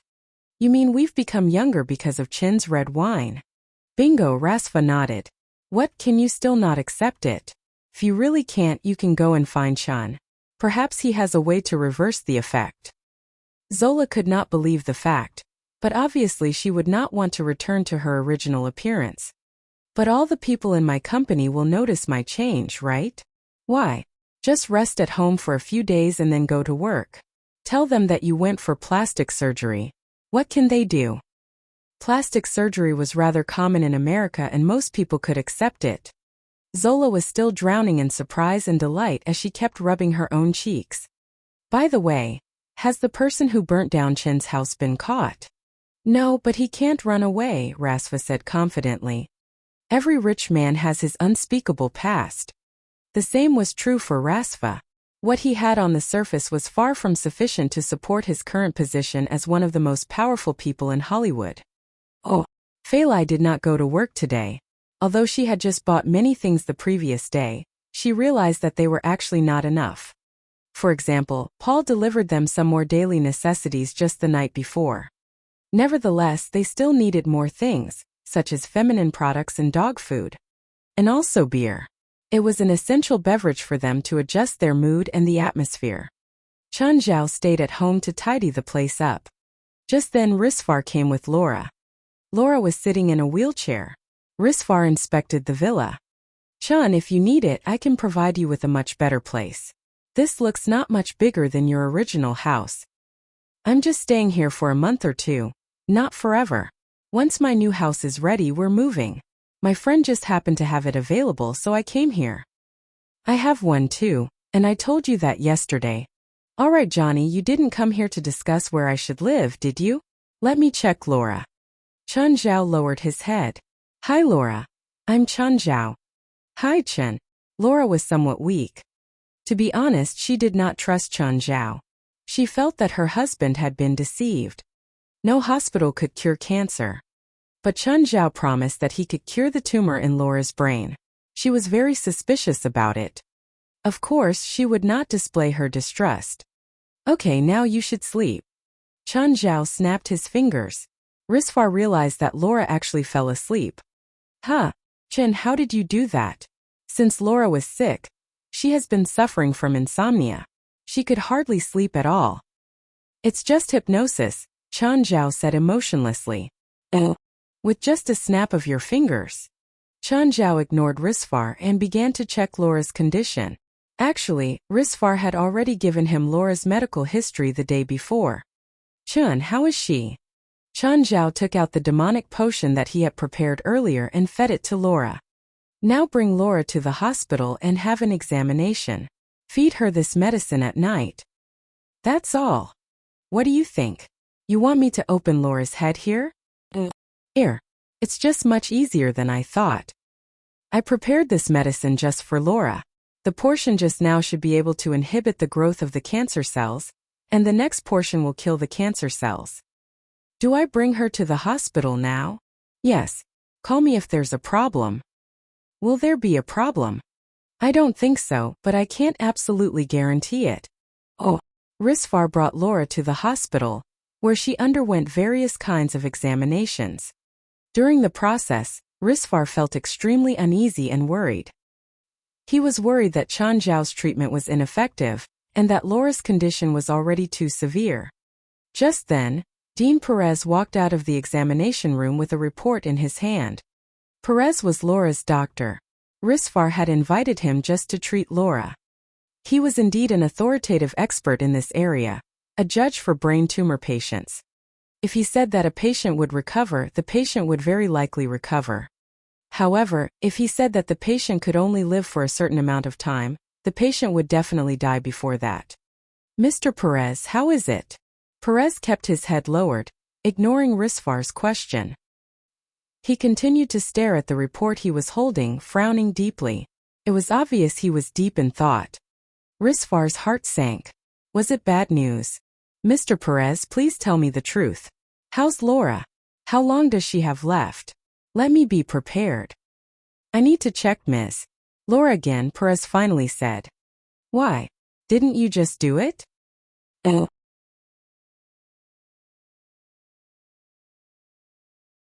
Chapter 262 Change for Good. Maybe we took the wrong sample, Perez said. So there are some mistakes in the test results. In the report, the activity of cancerous cells is quickly weakening. They seem to be going dormant. This doesn't match their development. Risfar's eyes shone. You're saying that Laura's cancer cells are weakening, right? Mr. Risfar, this should be a mistake, Perez said. Perhaps the lab staff took a sample from another patient. This should be the report of someone with benign cancer cells. Right now, Risfar couldn't help but get excited. It was right. It was definitely right. The treatment was effective. Mr. Risfar, are you listening? I'm sorry. Please continue. I wish to test Laura again. Is that okay? Risfar thought for a bit and answered okay. Thank you. This was just to be safe. What if they really did get the wrong sample? Risfar waited for another hour. This time was faster than the last. When Perez came out with the report, his brows were furrowed deeply. Mr. Risfar, did you give Laura any medicine? No, why? Risfar answered instinctively. Lying straight through one's teeth was an innate skill for businessmen. I wish for Laura to remain in the hospital for us to continue observing. No, Risfar said. I want to bring her home. Mr. Risfar, Laura's condition isn't good right now. If anything happens when she's at home, it may delay the emergency treatment. I have a private doctor. You don't have to worry about this. Ignoring Perez's advice, Risfar insisted on taking Laura out of the hospital. Laura didn't wake up until around 8 o'clock at night and realized that she was home. Johnny. Risfar immediately went to Laura's side. Laura, you're awake. Where are Vera and Ronnie? I sent them to John's. Why are they there? I missed them. Laura. Your condition is the most important thing right now. Johnny, have you still not accepted reality? I don't have much time left. I hope Ronnie and Vera can be by my side. Let me have them with me during my last moments. No, Laura. Chun can cure you. Johnny, I don't know where you found a scammer. You were full of common sense before. Risfar smiled wryly. If Chun heard Laura say this about him, he might cut all ties with him. Laura. Just listen to me once and drink this medicine. If drinking it can make you feel better, I'll do it. Unconvinced, Laura accepted the black potion and drank it all. Rest well. Risfar kissed Laura's forehead. Rest early too. Oh. Laura opened her eyes. She discovered that she'd slept for 10 full hours last night. This was a miracle for her. In the past few years, she could only sleep for 30 minutes each day before she was woken up by pain. The brain tumor pressed down on her nerve. Sometimes her emotions would cause a change in blood flow and bring insufferable pain. But today she didn't feel any headache when she woke up. Laura tapped her head. No pain. The most incredible thing was that she felt hungry. Laura hadn't felt hungry in a long time. Because of the treatment, she had a very, very bad appetite. She had to be forced to eat every day. Most times, nutrients were injected into her. The day after chemotherapy was the most painful. Johnny, Laura called. Risfar came in and pushed her wheelchair to the bed. Laura, how do you feel today? Laura climbed up by herself and stood up weakly. Risfar hurriedly went to support her, but Laura pushed his hands away. It's weird. I feel so much more energetic today. Johnny, I want to eat. I'm hungry. Are you sure? Yes, I'm hungry. I'm starving. Is there anything to eat? I'll go find you some food. I'll go myself, Laura said as she walked out. She hadn't walked on her feet in a long time. Risfar was worried that she would fall. After all, Laura was too frail now, so Risfar protected her carefully, like guarding a little kid. He watched Laura pick up a piece of fruit in the living room and start munching. I feel hungrier after eating this apple. I want to eat meat. Are you sure? It's morning right now. Yes, I'm sure. I'll have the kitchen prepare it right now. After ordering the kitchen, Risfar called Chan Zhao. Chan, Laura seems to be much better. Is there anything I should watch out for? Like what can she eat? What can't she eat? Other than alcohol, you can give her anything she wants to eat. That wine isn't okay either. Give it to her after she's completely recovered, Chan Zhao said. Also, bring her to me again. I need to run a test. Okay, when are you free? Today. Do you have time? Of course, Risfar said hurriedly. Nothing was more important than Laura now. Laura ate steak with big bites. She hadn't eaten so freely in a long time. Now she realized that her condition was different. Johnny, how is my sickness now? You can't feel it. I'm really better. Chun can only tell us the exact results after a test, but I told you. Chun can cure you. It's really him who cured me. Who else do you think can do it? You know, he cured Koi too. Koi recovered? Laura was shocked. It was her first time hearing this. Yes, Koi is luckier than you. He met Chen before you. Thank God. You should thank the man you called a scam. Okay, I'll apologize to him. He's really a miraculous Chinese man. Also, you can't tell anyone about this. Chen doesn't want other people to know. Why? Won't curing a cancer patient bring him fame and wealth? You think curing cancer is easy? Do you think he can treat every cancer patient in the world? Okay, you're right. When you recover fully, I'll give you an even bigger surprise.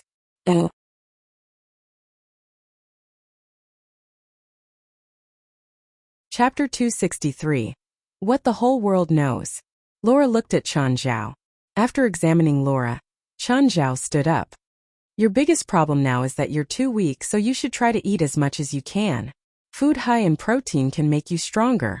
Also, do you need treatment for your hair loss? It's not free though. Laura turned her head and looked at Risfar. Risfar immediately said, of course. Laura was actually bald because of chemotherapy. She was wearing a wig at the moment. Moreover, chemotherapy had destroyed her hair follicles, so her hair could not grow anymore. No woman or person in general liked being bald. Don't be afraid to become fat for now.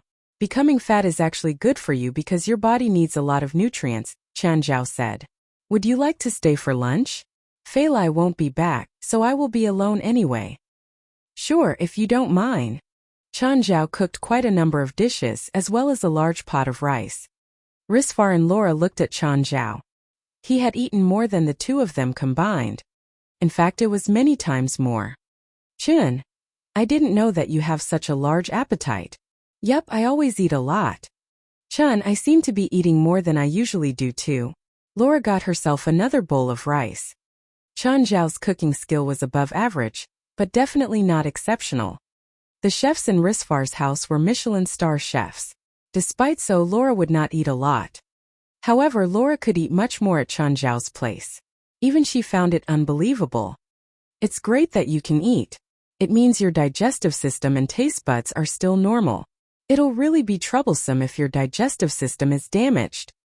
Chen, I heard you're looking for a water engineering team? Risfar had been investigating Chen Zhao in the last 2 days. He wanted to know what Chen Zhao needed. Yes. Leave it to me. Air. Don't reject it. You saved Laura, so I have to do something for you. All right. Chen Zhao nodded and did not reject the offer.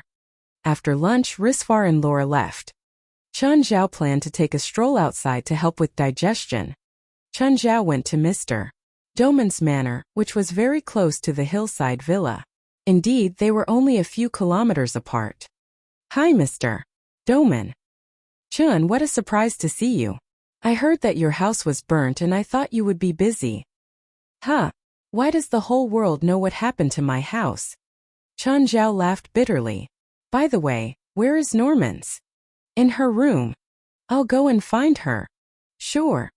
When Chen Zhao opened Norman's door directly, he realized Norman's was sitting on the windowsill in her bra again. A ball flew toward Chen Zhao.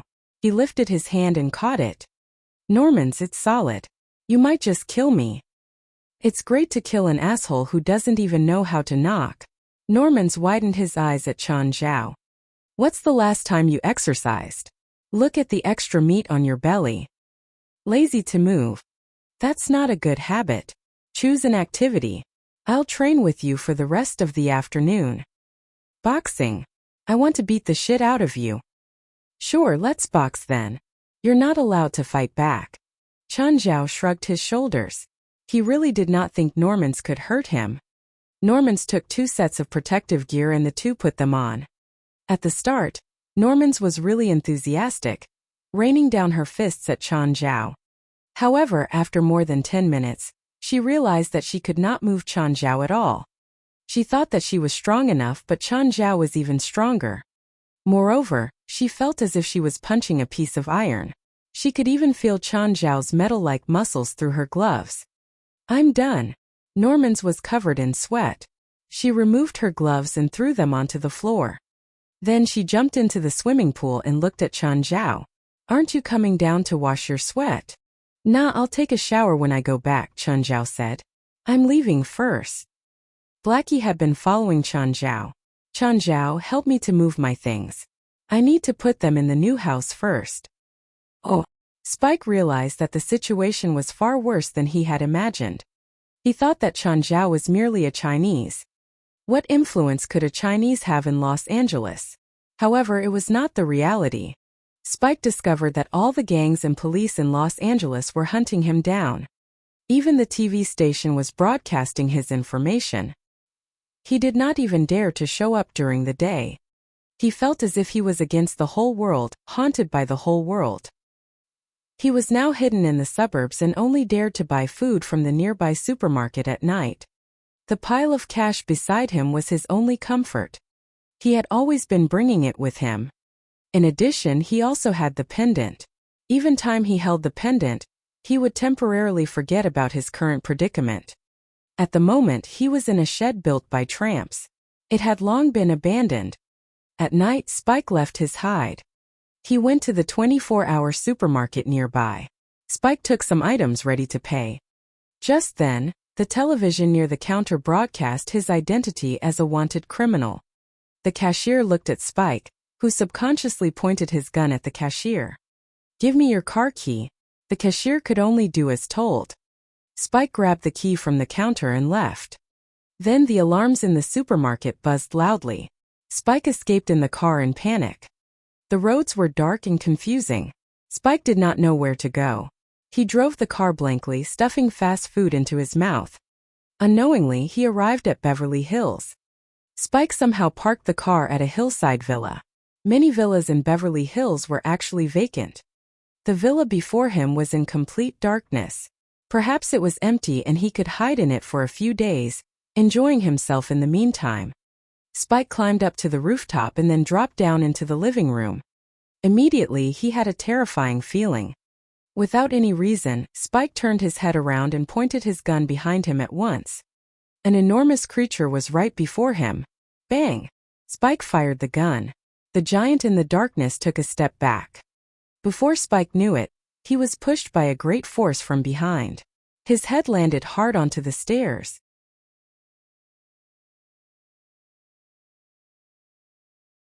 Chapter 264. Gaia is bullied. Chun Zhao and Fei Lai were woken up by a gunshot. They hurriedly turned on the lights. "Fei Lai, don't come down." Chun Zhao was very awake. He stopped Fei Lai and rolled over to get the baseball bat on the side. When he went downstairs, he saw Spike lying on the stairs. Chun Zhao froze. He checked Spike and found him dead. Right then he saw blood on Black Ma. He'd gotten shot. Chun. Fei Lai poked her head out above the stairs. She didn't feel safe alone in her room. Chun Zhao looked up at Fei Lai. "It's okay. You can come down now." Fei Lai went downstairs. She saw Spike on the ground, as well as the case and a necklace wrapped around it. "It's my necklace," Fei Lai said immediately. "It really did come back," Chun Zhao lamented. "What do we do now?" "Call the cops." Chun Zhao called the police. People who broke into homes at night deserved to die. Zola and her lawyer came faster. Chun Zhao didn't know how she could get the news so quickly and hurry over so quickly too. "Zola, how come you're here?" "I have a friend in the Beverly Hills police station," Zola answered. "He told me that there was a shooting at a house under my name. This is my lawyer, Ramones. He'll help represent you. If there's anything uncomfortable for you to say, you can tell him." "Hello, Mr. Ramones. My girlfriend and I were sleeping and this man broke in. He ran into my pet. He shot my pet but got pounced on and hit his head on the stairs." "Is Black Ma okay?" Zola saw that Black Ma had bandages on him. "He's okay. I already treated him." "Zola, Mr. Chun," Ramon said. "You're not in the wrong for this, so it's okay even if I don't come." A short while later, the police arrived at the house. They asked for Chun Zhao and Fei Lai's testimonies and took away Spike's body and the case. They didn't give Chun Zhao and Fei Lai any trouble at all. This was a wealthy neighborhood. No one who lived here was simple. The police's responsibility was protecting them. These days Chun Zhao was busy helping Blackie move. Blackie had to construct a space crevice in the new home. He couldn't transport many of the solid items. He could do it inside the space crevice but not in the outside world. Thus he needed Chun Zhao's help. Chun Zhao especially reminded Blackie to clear out his collection entirely. Otherwise it would be like the space crevice's last owner, leaving a bunch of evil spirits that wreaked havoc in the house. The most troublesome was the three-headed hound. It was honestly too big. It was bigger than Black Ma, White Ma, Walter and Abito's put together. Basically the same size as Chen Zhao's Ford SUV. Even if they moved the dogs out, there was nowhere to hide them. He had to leave them in the crevice for now and move them over when Blackie's new home was done. Chen Zhao went to train Normans every day. She grew slimmer and slimmer. Normans also dared to wear anything in front of Chen Zhao. This was because her confidence recovered with her figure. Today, Chen Zhao came out of Norman's house and saw a familiar person on the road. Chen Zhao parked the car. "Hey, Miller." "Chun, how come you're here?" Ola Miller blocked the sun with a newspaper. She wore stilettos and looked really tired. "Get in." "Where are you going?" "I'll give you a ride." Miller got into the car. The back seat was filled with pets. Chen Zhao often brought his pets to the gym, so Ola wasn't surprised at them. "Take me to the gym." "Oh, you haven't come in a long time." "Something happened at home, so I didn't have time." "Right. How come you're walking under the sun in Beverly Hills?" "My car broke down."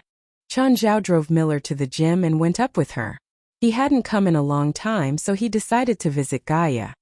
When they entered the gym, they realized it was a bit empty. "Where did everyone go?" Miller asked in confusion. "Are they at the ring?" They walked toward the ring. As expected, everyone was there. Gaia was competing with a black man at the moment.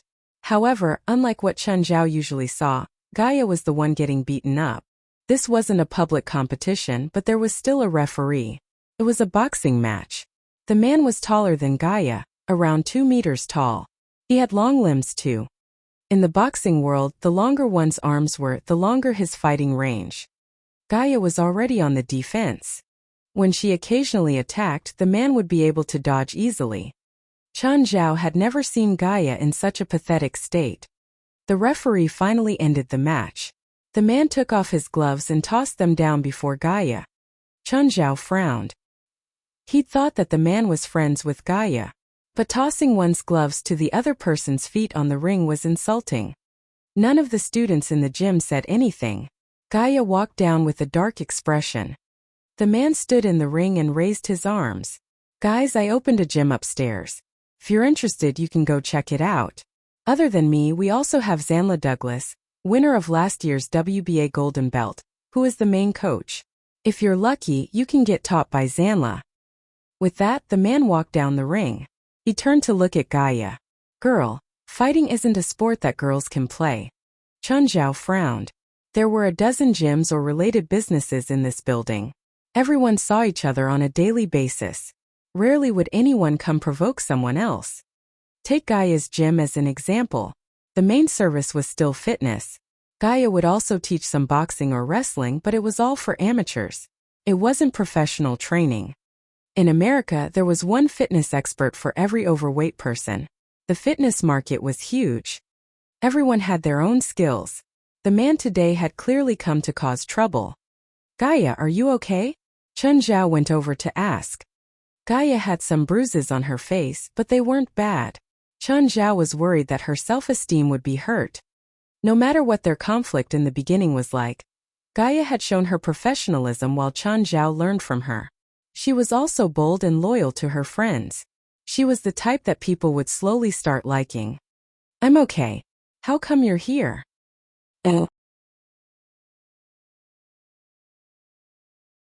Chapter 265. Two of a trade can never agree. "I'm just here to say hi," Chen Zhao said. "What's with that guy?" "Like what you've seen, here to snatch my customers." "Why did you box with him?" Chen Zhao really minded the fact that Gaia had lost. He felt that Gaia could have competed with the man in free sparring, in which case Gaia would surely have beaten the shit out of him. "He pressured me with his words. I had to fight," Gaia sighed. "Are you training today?" "Since I'm already here, let's do an hour," Chen Zhao said. "Can you still train with me?" "I'm not injured." Gaia widened her eyes at Chen Zhao. Gaia seemed to be fine, but her mood was definitely affected. Chen Zhao and Gaia started to train against each other. Gaia was rather surprised. "Chen, you've actually improved quite a bit despite not coming for a few days.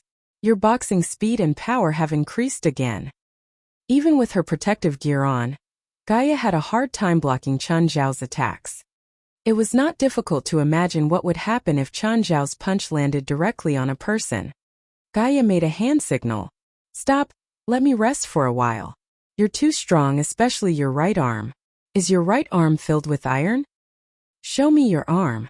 Gaia pulled Chen Zhao's right arm and squeezed his muscles. Your muscles are very hard. Did you not relax? I'm not using any strength. Then use some strength. Chen Zhao contracted the muscles on his right arm. Gaia pressed them hard but actually could not move them. They were as sturdy as steel. The two left the ring. Gaia went for her nutritious meal. With her size, she had to eat about 10 meals a day. Do you want some? Sure. Gaia and Chen Zhao were both heavy eaters. Ola Miller prepared a large amount of food for them. Gaia realized that Chen Zhao's appetite was even bigger than hers. Nevertheless, she was not really surprised, given how fit Chen Zhao was. When Chen Zhao was about to leave the fitness center, a bald man in a YB Fitness shirt approached him. Hey buddy, why don't you join YB Fitness? We have the most professional coaches and experts. Our owner was a gold belt winner. I'm not really interested in the whatever gold belt. Bro, you should display your respect toward the boxing champion. The bald man walked closer to Chen Zhao. Please apologize. Are you the boxing champion? Who are you to make me apologize? Chen Zhao was really annoyed by these people. Going to other shops and snatching customers was not the correct way to do business. Even if these uncouth fellows could steal Gaia's customers for the time being, they would not make it in the long run. The bald man was even more displeased. He raised his hand and pushed Chen Zhao's chest. However, Chen Zhao did not move an inch, while the bald man took 2 steps back himself. What a weak ass! Chen Zhao glanced at the man in contempt. He turned around and was about to press the elevator button. The bald man put his hand on Chen Zhao's shoulder. You're not allowed to leave. Chen Zhao grabbed the bald man's wrist and twisted it gently. Do not touch me. Let go of me, the man screamed. Chen Zhao let go of him and pushed him away. The bald man ran around Chen Zhao and blocked in front of the elevator. Meanwhile, he took out his walkie-talkie. Boss, I'm at the entrance to Osby. I was beaten by their people. Just then, Gaia and Ola came out with some people. Chun, what happened? This motherfucker keeps harassing me. Gaia was already in a bad mood in the first place. Now she was even angrier. Let me warn you. Do not ever appear in my center again, or I'll let all of you crawl out of this place. Suddenly, the elevator door opened. 7 or 8 people walked out. One of them was the black man who had just fought with Gaia in the ring. There was another black man beside him. Their sizes were similar, but the latter had a fiercer look. Gaia, what do you mean? Bullying our people? You're the ones looking for trouble. You came to my center to snatch my customers. Do you even know the rules? Gaia said with a cold face. Rules? Do fitness centers have rules? Or are they your rules? Zanla Douglas said. We're more professional than you. We are the rules. If you're not happy with it, you can defeat us in the ring or here. Then let's fight. Gaia glanced at Chen Zhao. Chen Zhao nodded gently. He had been quite unhappy recently, so it was a good opportunity for him to vent his anger. Let's fight? You couldn't even beat Dobby, Zanla said with a smile. Gaia is having her period. What? You're going to bully a woman on period? I'll fight with you, Chen Zhao said emotionlessly. Gaia widened her eyes at Chen Zhao, but unlike most of the time, she did not refute him. You? Asian, you're going to fight me? Zanla laughed. In fact, all the people behind him laughed. Chen Zhao was 1 head shorter than Zanla. They were not even in the same weight range. Most people present had some knowledge of boxing. They knew that a lightweight boxer was definitely no match for a heavyweight boxer. Bigger muscles mean more strength and physical resistance. It was like a racing car and a truck. The racing car would indeed be faster, but if the two were to collide with each other, the racing car would certainly be destroyed. If you don't dare to accept the challenge, then forget it, Chen Zhao said. Just don't kneel on the ground and beg me later, Zanla sneered. Then let's go. Plain fighting would be too boring. How about an official competition? I'll bet 10,000. Zanla looked at Gaia. Gaia nodded, great. I'll bet 10,000 on my friend too. Choose the location, Zanla said. Whatever. Zanla faced Chen Zhao and made a cutthroat gesture. Since it happened here, let's do it in your center. Asian, you better not run away. Chen Zhao and Gaia returned to the fitness center. Gaia pulled Chen Zhao into her office. Gaia, I even learned my skills from you. You're probably a better boxer than me. Can I really win? As long as you do what I'm about to tell you, you can surely win, Gaia said. Actually, your body is much stronger than me or anyone. He's a gold belt winner, so he is certainly much more skilled.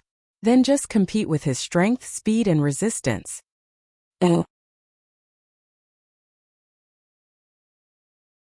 Chapter 266. Amateur versus Professional. 20 minutes later, Zanla Douglas brought his men from the gym. Wearing only shorts, all of Zanla's muscles bulged. He looked like a muscle monster. Standing before everyone with that burly figure, he gave off an oppressive feeling. Chen Zhao also put on boxing gloves. He took off his jacket and jumped into the ring. He had nice muscles too, but they couldn't be compared to Zanla. It was like an American lion facing an African lion. Zanla was around 200 pounds and 5 feet tall. The referee also climbed in.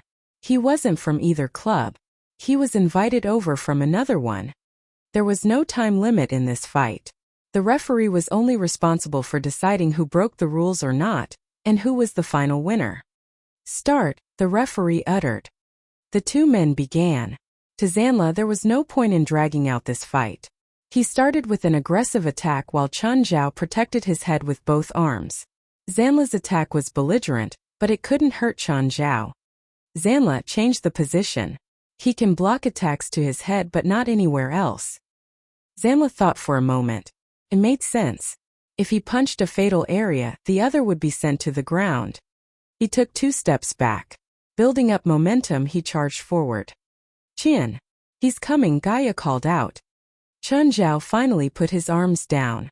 Seeing Zanla rushing over, he pulled his right arm back and unleashed a strong left hook. Zanla seemed to lose his sense of gravity. His feet left the ground and floated over to the barrier, bouncing back. Chen Zhao calculated the timing and performed another hook. Zanla fell to the ground, blood flowing out of his nose. He didn't stand up again. Everyone present was silent. Even the referee was shocked. Referee, countdown. Gaia yelled to the ring. The man immediately got down before Zanla. 10, 9, 8. When he counted to 5, Zanla seemed to wake up. He wiped the blood at his nose. Are you still conscious? Zanla nodded slightly. What number is this? 3. This. 2. Okay, the fight continues. The people from YB Fitness Center were all relieved. However, they also realized that this Asian was pretty strong. Zanla had the golden belt from the WBA. He'd never been KO'd in his entire career, but he'd almost gotten knocked out by this Asian in an unprofessional ring. I'm gonna kill you. Zanla felt humiliated. Rolling his shoulders, he stared menacingly at Chen Zhao. Arms hanging down, Chen Zhao looked calmly at Zanla. Zanla pounced. His fist broke through the air, smashing into Chen Zhao's face. Chen Zhao didn't dodge or block the punch. Okay, got it. Everyone from YB was overjoyed. Practically no one could stand up after taking a hit from Zanla squarely. Chen Zhao took a step back. I overdid the act, he scolded himself. He'd thought that his endurance was strong enough, but Zanla's punch was scarier than he'd imagined. His left cheek was still in pain. It'll probably bruise. Zanla blanked out after seeing that Chen Zhao wasn't on the ground. How come the man was still okay after his full-strength punch? Chen Zhao growled and punched. Zanla immediately raised his arm to block. Boom. Zanla was sent to the ground again. It felt like his neck was going to say goodbye to his head.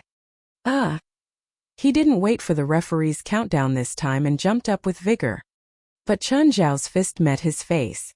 Zanla's facial muscles distorted and he flew out of the ring. OSPI Comprehensive Fitness Training Center. Chen victory. The referee quickly raised Chen Zhao's arm to announce the result. Zanla had been knocked down 3 times and even flew out of the protective barriers the last time.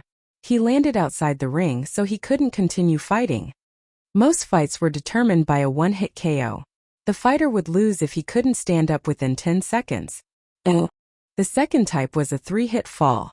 If there was a difference in strength, the referee could make the decision to protect the weaker party from continuing to get hurt. The other type was that one violated a rule and the other party would automatically win. But when the two had similar strengths, the winner was determined by points. Hitting above the waist was 1 point. Zanla, are you okay? The people from YB crowded over. Zanla was badly hurt, especially after falling out of the ring. No one had thought that the winner of the WBA Golden Belt would lose so tragically. On the other side, Gaia's group was ecstatic. They all ran to the ring to hug Chun Zhao. Chun, that was amazing. Chun, you're awesome. Gaia also looked at Chun Zhao appreciatively. To be honest, other than the hit he took, everything was within Gaia's predictions.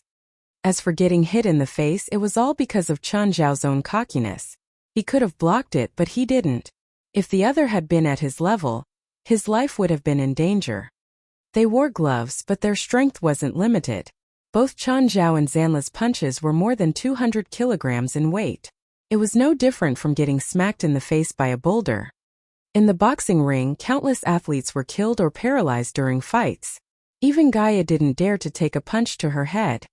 The people from YB quietly took Zanla away. This fight had hit them too strongly. If they'd won, they would have been able to do anything they wished. However, they'd lost. They would never dare to cause trouble with Gaia again. Chun Zhao came down from the ring. Gaia tossed him a towel. How was it? Not bad. Don't do that again. Never purposely take your opponent's hit, no matter who he is. Don't think that he won't be able to hurt you if he's weaker than you. You got a bruise this time. Next time you can get a concussion. Okay, I'm sorry. Chun Zhao knew that Gaia was worried about him. But you did well in this fight.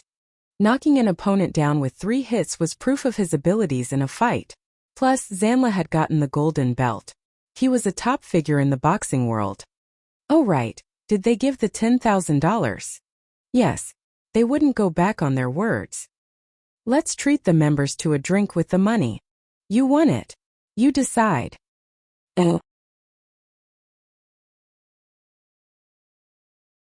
Chapter 267. A super troublesome client. Chun Zhao's victory pacified those incited members of the fitness center. By the time he returned home, it was already 8 at night. Chun, what happened to your face? You really smell of alcohol. Chun Zhao touched his face. While his homemade medicine was excellent, it still could not remove the bruise in just a few hours. It was an accident in the fitness center. Is it your very strong coach? Fei Lai had heard from Chun Zhao that his coach was extremely powerful. She would not be surprised if the answer was yes. No. So whoever caused it is more injured, right? Fei Lai clearly hoped that her man was stronger. If he was injured, his opponent had to be more badly injured. She did not say that he should be peaceful and be bullied in silence. I promise it'll be a trauma in his life. That's my man. Go and take a shower. It's already so late. Fei Lai patted Chun Zhao's shoulder and made eyes at him. At this inappropriate time, the phone rang. Chun Zhao picked it up. Ethan, do not tell me that there's a client at this hour. Bingo. I'm not taking it. I'm tired. The client offers 50,000. Chun Zhao began to hesitate. He really did not want to go out. However, 50,000 was not a small amount. You have another client? Fei Lai asked. Yup. You just had some alcohol. Let me drive you there. No need. I'll get a cab myself. Isn't that troublesome? They were living in a hillside villa, not by the roads. No cars would pass by the villa. Usually, Chun Zhao would either drive his own car or ask Fei Lai to drive him. Since Chun Zhao had some alcohol, Fei Lai would certainly not allow him to drive. All right then. Where is it? Hilton Hotel, Chun Zhao said. Hearing that it was a hotel, Fei Lai felt much more relieved. She knew that Chun Zhao had all kinds of clients. If Chun Zhao was going to meet some unknown client at this hour, she would be very worried. Since it was a hotel, there should not be a problem. Fei Lai and Chen Zhao arrived at the Hilton Hotel together. Instead of going up with Chen Zhao, Fei Lai would wait for him in the lobby. Be quick. I'll wait for you here. Let's go together. No, I'll sit here. Your client may not want to see another person. I don't want to get you into trouble. Chen Zhao thought about it and eventually accepted Fei Lai's suggestion. Some clients were indeed more troublesome to deal with.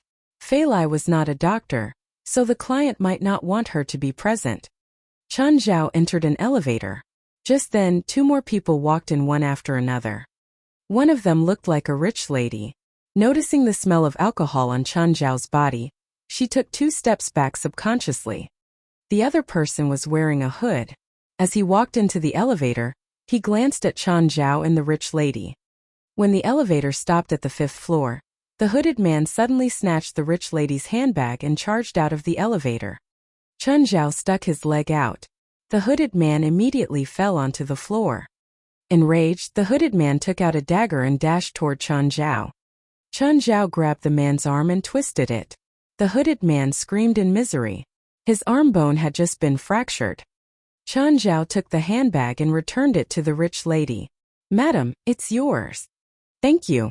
Smiling, the rich lady took the handbag. She just started to inspect Chen Zhao. Are you a doctor? Yes. Is your patient here?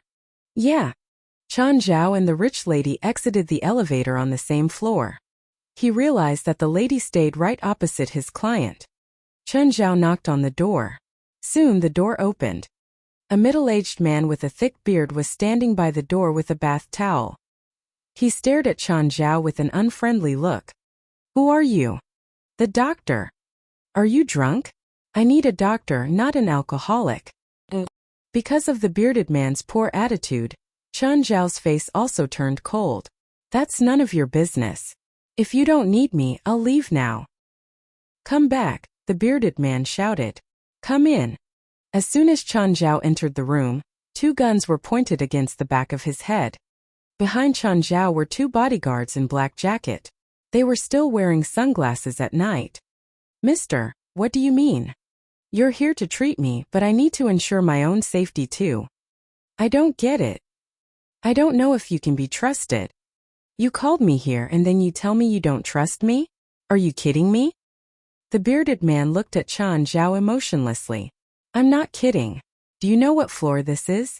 If you don't want to be thrown out by me, you better treat me properly, or else. Boss below you. The bearded man lowered his head and saw a snake near his feet. Ah! The man screamed in horror. Chen Zhao swung his toolbox at the faces of the 2 bodyguards. They collapsed onto the floor at once. Then he raised his foot and kicked the bodyguards. They immediately fell unconscious. Chen Zhao turned his head and stared fiercely at the bearded man, who backed away in panic. What do you want? If you dare to hurt me, I'll make you pay for it. Hearing the bearded man's threat, Chen Zhao was even more furious. Do you think I should be scared? How much money do you want? I'll give you. The bearded man kept backing away. However, he suddenly tripped over something. He fell backward and landed hard onto the floor. Then he felt something climb onto him. It was that snake. The snake was before his face with its mouth wide open. Help! Help! The bearded man cried in fear. Take it away from me. Why don't you keep threatening me? I was joking. Take it away from me. The bearded man was very scared of snakes. His whole body was tense and he did not dare to move a bit. Chen Zhao was still slightly drunk at the moment. He had basically been acting before thinking. Do you know what floor this is? The bearded man swallowed his saliva. 21. Chen Zhao squatted down before the bearded man and patted his face. Do you know what would happen when a person falls down from the 21st floor? Die. Correct. What did you say just now again? If I don't treat you properly and you will? The cheeks of the bearded man twitched slightly. Actually, I was joking. Just joking. Yes, the man nodded. Is pointing 2 guns at my head joking as well? I was really joking. The bearded man almost burst into tears.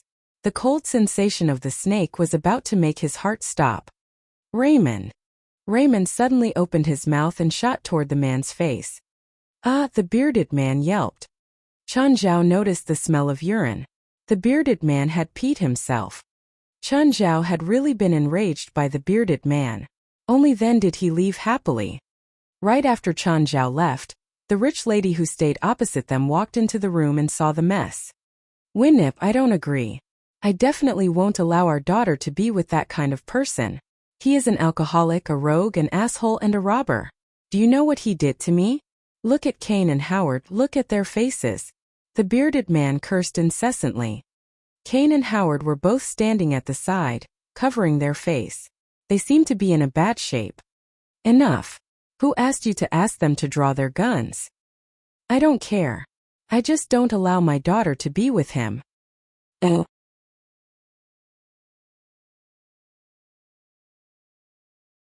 Chapter 268, Troublemaker Abitos. Chun, are you done? No. Chen Zhao's face darkened. I just beat up that client. He's an old bastard. Why? Whatever, let's stop talking about this and go. Chen Zhao held Fei Lai's wrist. Oh, Fei Lai didn't ask any questions. When they got home, Chen Zhao used the alcohol effect and did another round with Fei Lai. Next morning, Fei Lai woke up early while Chen Zhao was still lying in bed. Don't you have any clients today? Not in the morning, Chen Zhao replied sleepily, eyes still closed. Fine, then sleep more. I prepared breakfast for you. Get up and eat it. Okay. Your bruise is gone. What ointment did you use? I made it myself. Do you want it? Give me some. I'll save it just in case. It's in my toolkit. It's black with words on it. After kissing him, Fei Lai went to work. Chen Zhao slept for another hour until a phone woke up him. Hello. Chun, what are you doing now? It was Daniel's voice on the other end. Sleeping. Can you help me? Do what? Can you come to the aquarium? Can I say no? Of course not. Give me the address. What aquarium? L.A. Blue Aquarium. Okay. I'll get there ASAP. Chen Zhao hung up. Checking the time, he saw that it was already 9 o'clock. It was time to get up anyway. After washing up, he felt much more awake.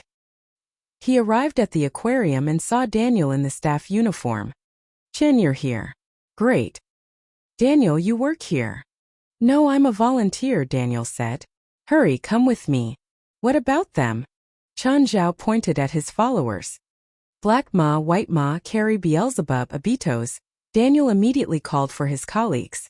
Home, come help walk them. The worker named Home looked at Abitos, a bit afraid to get close. Abitos grew quickly. Right now, he looked like an adult Komodo dragon.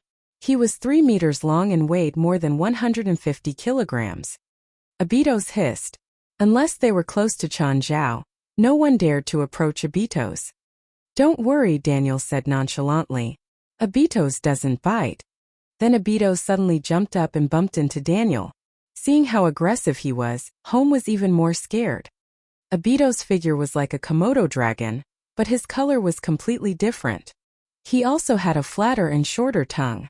A Komodo dragon near Abitos' size could have a 1-meter-long tongue. Abitos, stop fooling around. Look how scared Home is. Home, Abitos really doesn't bite. Not making it easy for anyone, Abitos opened up his awning mouth. Home paled from fear. He'd rather die than take Abitos out for a walk. Sean, you should just leave Abitos at home, Daniel said, smiling wryly. He's scary like this. Hearing this, Abitos grew upset. He smacked Daniel's leg with his tail. Daniel jumped aside in pain. Oh, you're upset after I say that, Daniel said.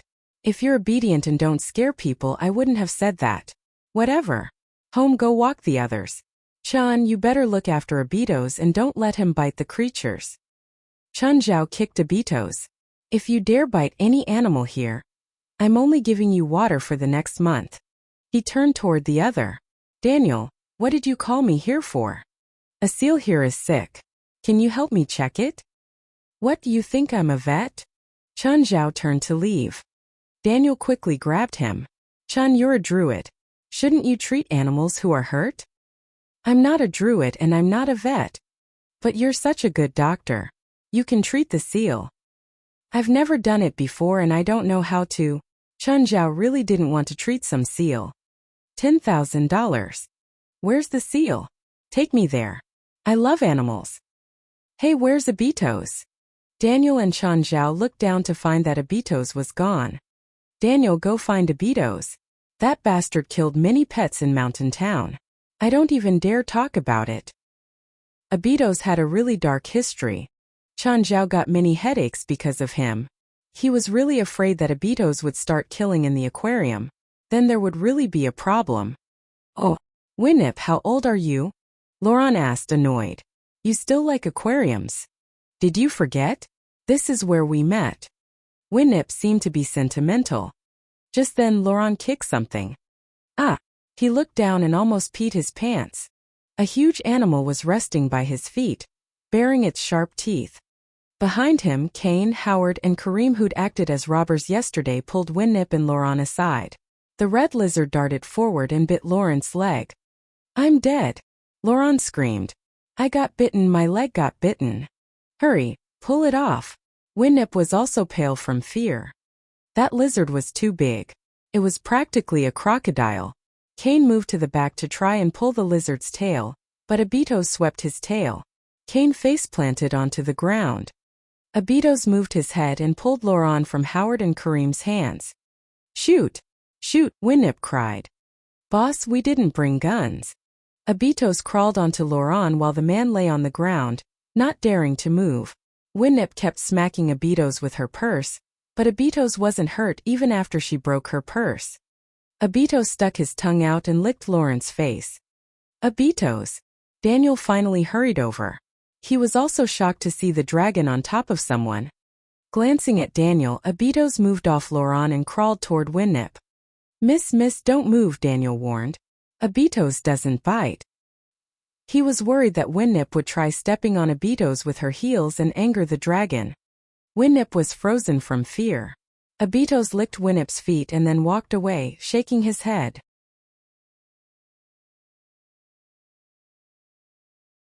Chapter 269. Never appear before me again. What is it doing? Winnip and Laurent stared at Abitos, confused. Sorry, he's a bit naughty, Daniel sighed. He likes to scare people, but he doesn't bite. Mustering his courage, Laurent ran behind Abitos and pulled his tail. Abitos turned his head and glanced at Laurent. Then, he swung his tail and slapped Laurent's face. Old man, are you not embarrassed enough? Winnip patted Laurent. Kid, how much does this lizard cost? Sorry, he's not mine. I'm taking care of him for my friend. Daniel shook his head. Abitos, just wait for Chen's scolding later. Just then they heard someone shout in the distance. Stop! Stop! Home was frantically chasing a group of dogs. Led by Black Ma and White Ma, the group charged toward Laurent and Winnip. Black Ma and White Ma each approached a person and then started to lick their hands. Daniel was very puzzled. The silly twins did the same thing as Abitos.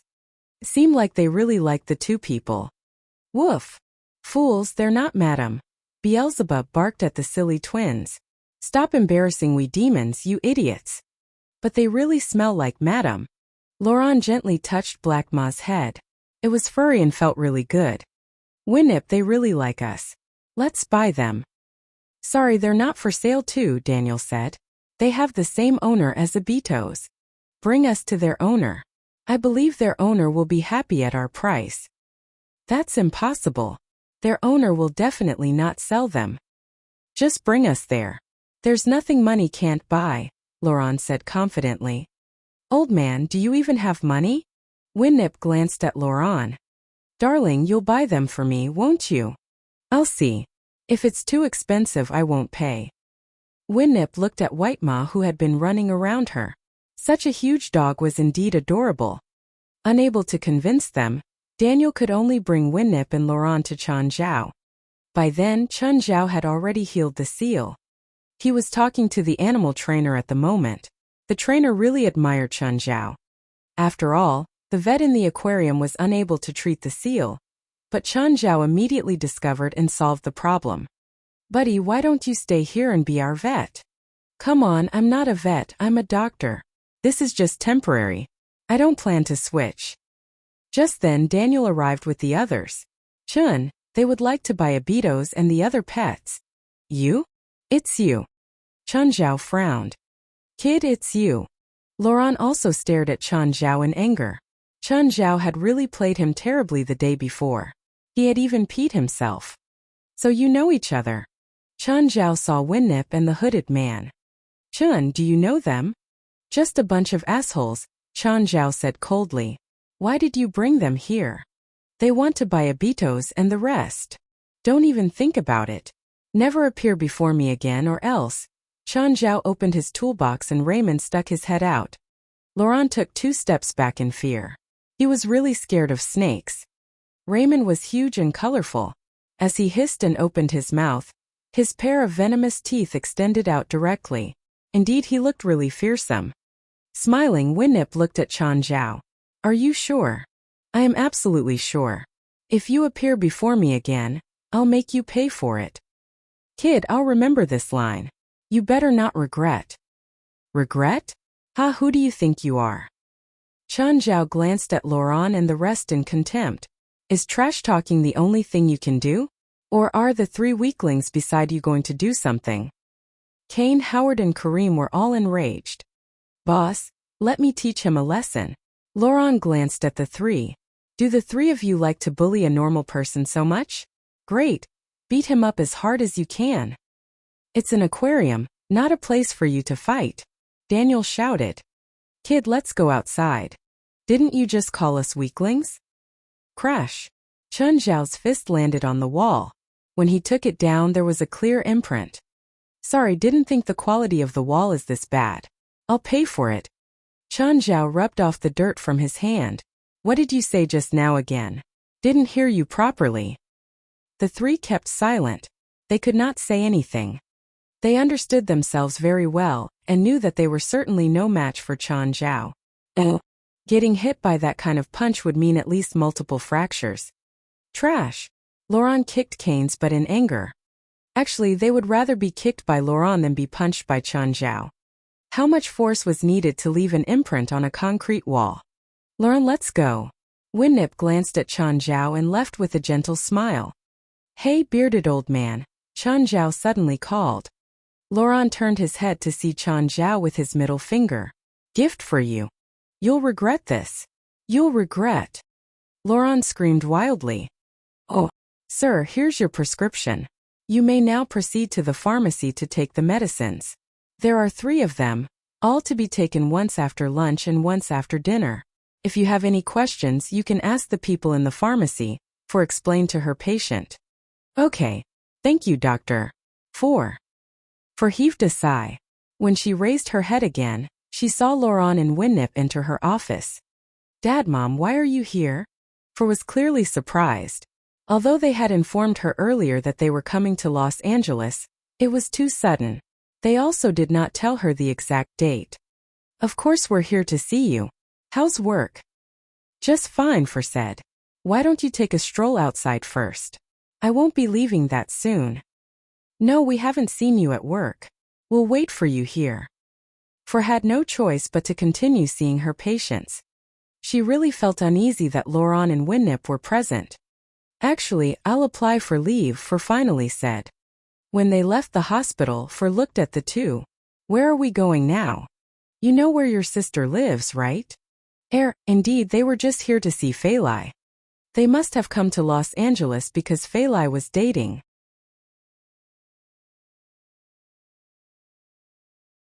Chapter 270, Appearing Again. For was very experienced. From high school to college, she changed boyfriends faster than she changed her outfit. On the other hand, Fei Lai was more introverted. She hadn't grown into her features back then either and was a bit below average. Especially compared to the brilliant Fei Lai seemed plain. When she went to college, she suddenly became beautiful. But due to her past habits and personality, she couldn't ever get a boyfriend. Laurent and Winnip even suspected that she was lesbian. After hearing that she got a boyfriend, they were both relieved and worried. Would she get lied to? Would she get hurt? They were too lazy to ask about Fei's relationships. She was always the one hurting others. The guys could never hurt her. They just wished that their daughter wouldn't be too harsh on the guys. It was different with Fei Lai though. She was loud and bold normally, but she actually had a sensitive and fragile personality. This was why they were especially worried and came to Elle, just for her. I just remembered that I need to make a call, for came up with an excuse. She wanted to call without Laurent and Winnip watching. But Winnip just smiled at her. Is there anyone you can't call in front of us? Oh, for felt awkward. Facing her seemingly gentle but actually authoritative mother, she didn't know what to do. Whatever. It's nothing important. Winnip was a smart businesswoman. Even Laurent, a former senator, surrendered to her, let alone for. Winnip had always been the scary parent. Their car arrived at Beverly Hills. Winnip was a bit surprised. They live here? Yes.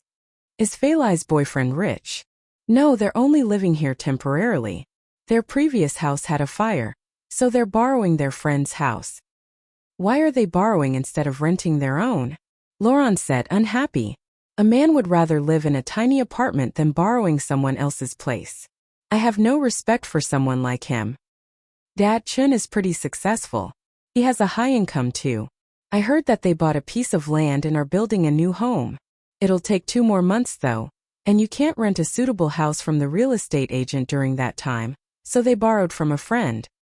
For explained voluntarily because she promised Chan Zhao to try her best and make him sound good before her parents. Wow, you know a lot. Are you familiar with that man? Winnip looked meaningfully at 4. Mom, do you think that your daughter is a slut? You always liked to steal Fei Lai's things as a child. That was a long time ago, For said, annoyed. The car parked in front of the house and everyone got off.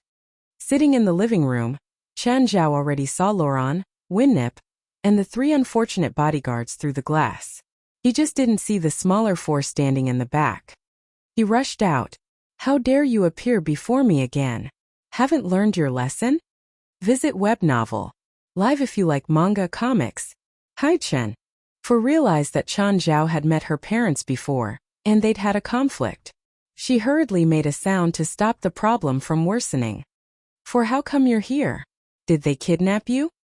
Let me introduce you all. Mom, Dad. Fei Lai's sound came from behind Chan Zhao.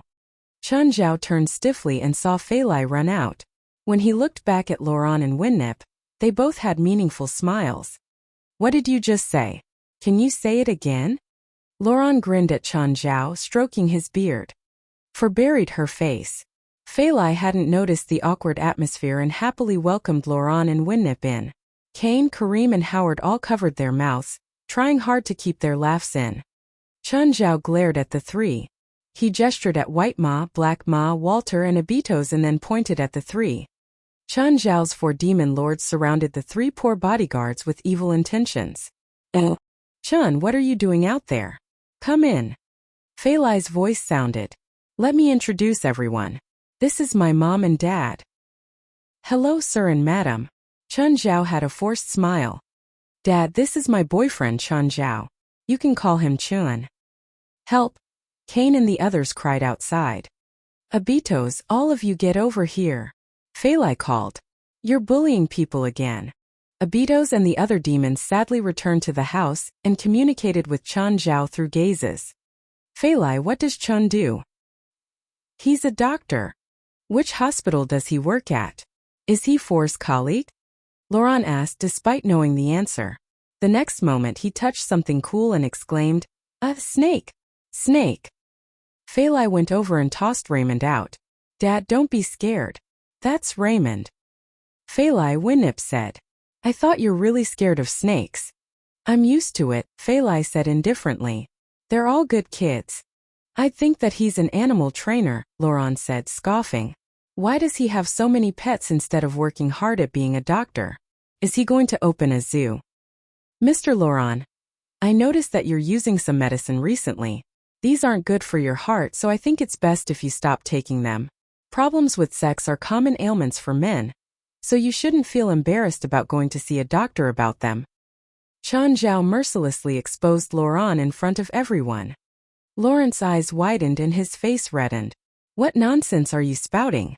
My body is perfectly fine. I don't take any medicine. Oh, maybe I made a mistake. Chun Zhao pursed his lips. Dad said. If you really have any problems, Chin is a very good choice. His skills are top-notch. She felt like this could give Chun Zhao some brownie points. He could get on Lawrence's good side by healing him. I'm not sick. I don't need a doctor. Lawrence's face twisted in anger. Winnip looked at him. Others might not know, but she obviously knew.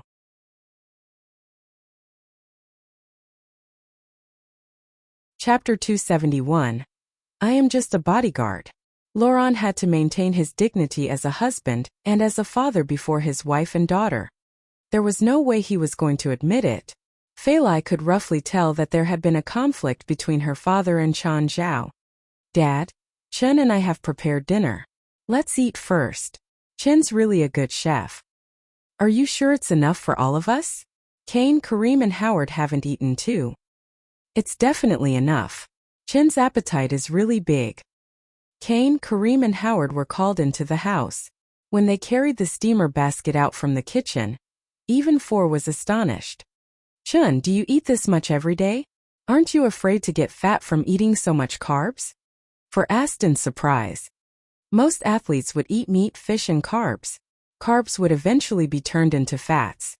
A large amount of exercise would then turn the fats into muscles. However, if a person had too much carbs and too little exercise, it would become fat layers. Most Americans did not have the habit of eating rice. Nevertheless, Fei Lai had been staying with Chun Zhao for a long time. When they were still friends, Fei Lai had already been eating rice almost every day. Becoming fat was also impossible for Fei Lai. As a coastal lifeguard, even if Fei Lai did not eat rice, she still had to eat other kinds of carbs. Fei Lai, don't you feel it's too crowded to live with him and so many pets? Laurent glanced at Chun Zhao. Why don't you give me 2 of your pets, say those 2 huge dogs? Dad, they're not dogs. They're wolves. Cough cough. Laurent almost spurted some rice out from his nose. They're wolves. Yeah. It's too dangerous. You should send them to the zoo immediately. I definitely don't allow my daughter to stay with wolves. Or you break up with him now. Dad, I hope there is a valid reason before you interfere with our relationship. Fei Lai's face darkened. I feel really happy with Chun. I'm not going to break up with him because of such a ridiculous reason. Chun Zhao glanced at Laurent with the corner of his eye with a smile of victory. As a bystander, Four could clearly see the silent war between Chun Zhao and her father. Four sighed. They surely would not be able to get along with each other. Laurent was almost mad. With a stern face he said, He's not for you. He's just not good enough. Dad. Also enraged, Fei Lai slapped the table. Please respect Chun. Laurent, that's too much, Winnip also said. She was not really helping Fei Lai. She just wanted to resolve the conflict between Laurent and Fei Lai. If it continued, they were probably going to argue further. Actually, Chun Zhao was also having a headache. If he knew it was Fei Lai's father, he would have acted much more calmly. However, the conflict had already happened. It was too late to regret. Nonetheless, Chun Zhao did not want Fei Lai to argue with her parents because of him. A woman in a film could say to her parents, We'll be happy even without your blessing. It was only a word of anger. No daughter would want her parents to be absent for her wedding. The only thing Chun Zhao could do now was to not make things worse. Nevertheless, the atmosphere during dinner was still rather tense.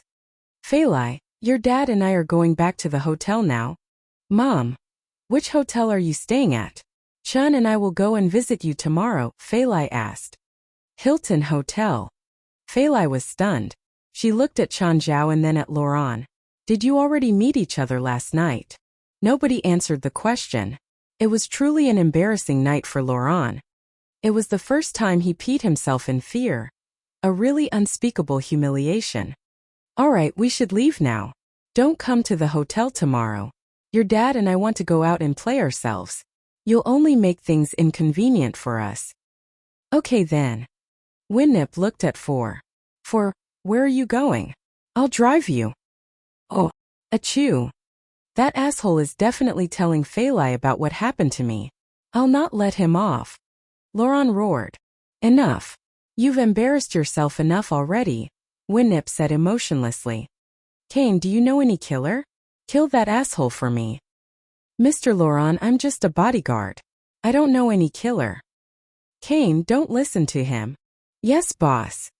Kane, Kareem, and Howard were actually Winnip's bodyguards, not Lawrence. Therefore, in principle, they would only listen to Winnip. Winnip, why didn't you help me during dinner? Why would I help you? Chin's not that bad at all. At least he's above the passing line. How is he up to grade? I think he's worthless. At least he can earn money and protect Feilai. He also treats Feilai well. Why didn't I realize that he's been good toward Feilai? Didn't you see the 2 cars parked outside? Feilai has an Aston Martin, and he has a Ford. Maybe Feilai bought it herself. Maybe even that Ford was bought by Feilai. Winnip rolled her eyes. Feilai once asked me for money, but the next day she told me she didn't need it anymore. That kid is surely eyeing your money. He wants Feilai to inherit your property, and then he can have it without effort. For had been sitting in the front passenger seat.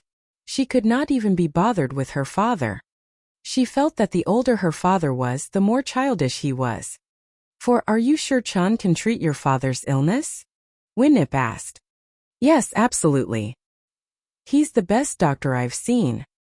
Then why would he become an illegal doctor? Because illegal doctors earn more than legal doctors. At least he's earning more than me. Did you hear that? He's just a greedy bastard. The only thing in his eyes is money. Laurent, do you really not need his treatment? He's not the only good doctor in the world. Why must I find him? He will treat you for free, Winnip said. Laurent was speechless. Kane, do you know any gang? Find someone to beat him up. Mr. Laurent, if you want to beat him up, you better find an entire gang. A few people probably ain't enough. Aren't you professional? Can't you beat him? He's very strong.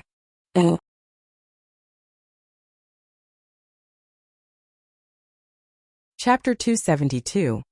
How much money to leave my daughter? Okay, old bastard. You're already retired. If you don't want to be exposed by the political newspapers for hiring gangs to hurt others, then you better calm down. Laurent was just an old guy with no money or power, but he still had the temper from when he was a senator. He just didn't like Chun Zhao. It was the man's fault for fucking his daughter. As for Winnip, she didn't have a good impression of Chun Zhao, but it wasn't to the point of wanting to separate the lovebirds. At the moment, Chun Zhao and Feilai were having sex, but Feilai kept asking, Chin, what exactly happened between you, my dad, and my mom last night? Nothing. Can we not talk about this? Was he supposed to tell Feilai that he made her dad piss his pants? Chun Zhao worked hard so Feilai didn't have the chance to speak. Oh. Laurent and Winnip said that they wanted to spend the day alone, but Feilai still brought Chun Zhao over to visit them. Mom, Dad. Where are you two going today? We'll just walk around, Winnip said indifferently. Go on with your day. No need to accompany us. Feilai looked at Chun Zhao, who immediately said, Madam, Feilai took a day off work just to accompany you too. I don't have work today either. When a parent said that they didn't need accompaniment, it was never true. Parents always said the opposite of what they wanted. Time had to be squeezed out. Even if you had no time to sleep, you still had to accompany the parents. Chun Zhao would never make a basic mistake like that. If he couldn't get on Lawrence's good side, then he'd try to win Winnip over. This is a family thing. Why are you coming? Laurent looked at Chun Zhao with dissatisfaction. Don't be like that, Laurent. Feilai will go shopping with me today. You and Chun go have fun. Winnip felt that she should help build their relationship. Both Chun Zhao and Lawrence's faces twitched. Was she trying to make them fight? Mom, Feilai quickly said. That's not the best. Chun only came to L half a year ago and Dad isn't familiar with here. Where will they go? I suddenly feel like this idea is good. Let's do it. For some reason, Laurent changed his mind and accepted the suggestion. Chun Zhao looked at him unkindly. What was this old asshole planning? Chun. Laurent grinned. Have you decided where to take me? Chun Zhao gritted his teeth at him. Mr. Laurent, where would you like to go? I'll listen to you. Fine. Chun Zhao had no way to back out, but since this old man was making it hard for him, there was no need for him to give in either. Kane, Kareem, Howard, you three come with me, Laurent said. Chun Zhao shot a glance at them, warning them not to cause any trouble. Kane, Kareem, and Howard had headaches too. It was the most painful for them. Laurent just loved trouble. He might make them do something again, but they really couldn't win Chun Zhao. If only they could quit. You all go down first, Laurent said. I need to get ready. Chun, take care of my dad. Okay, I'll take good care of him. Chun Zhao waited in the hotel lobby for 30 minutes. Laurent finally strolled over. Kid, I'll be honest with you. Fei Lai definitely cannot be with you. If you know your place, you better stay away from her. You're threatening me again? With what? Laurent huffed and turned away. Chun Zhao ignored him. He wasn't interested in pleasing someone like that. How much money do you need to leave Fei Lai? Chun Zhao gaped at Laurent. That line should only appear in soap operas. Is your brain full of shit? You'll regret this, Laurent said through clenched teeth. We'll see. Chun Zhao met his gaze without backing off. Are we going to just sit here? They're coming back soon. Then let's go. Chun Zhao, Laurent, and the three bodyguards left. Where are we going? Laurent and the bodyguards were in Chun Zhao's car. Just look around, Chun Zhao said non-committally. You said you'll take me to have fun. How old are you? Chun Zhao said as he drove. Do you have the energy? Just enjoy the view. Who's old? I'm only 50. Oh, Mom, are you sure they won't get into a fight? Fei Lai and Winnip were in a store. The worker before Winnip was helping her try on a shoe. No. If you and Chun get married, they can't have some lifetime conflict. I haven't decided to marry him, Fei Lai said, blushing. We've only been together for less than a month. Your eyes are full of him. I know those eyes. Winnip sounded very experienced. Chin is like that. He makes you feel reliant on him without realizing. As long as you like him, I'll support you. But Dad. He's not important. He's an old asshole. How can he judge someone else? Winnip's reply was filled with authority.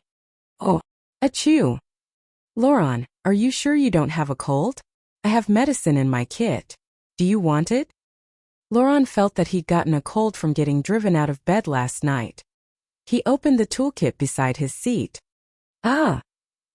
Crying out, Laurent almost pissed his pants again.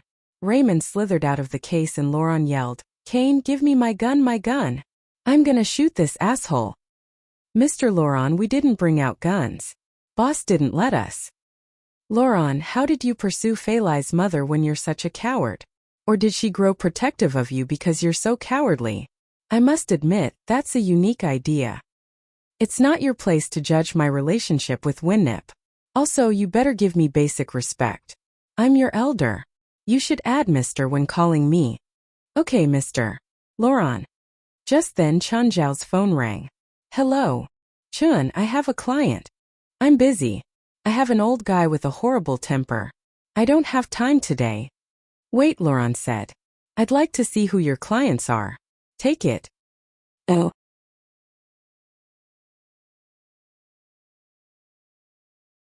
Chapter 273 Being Plotted.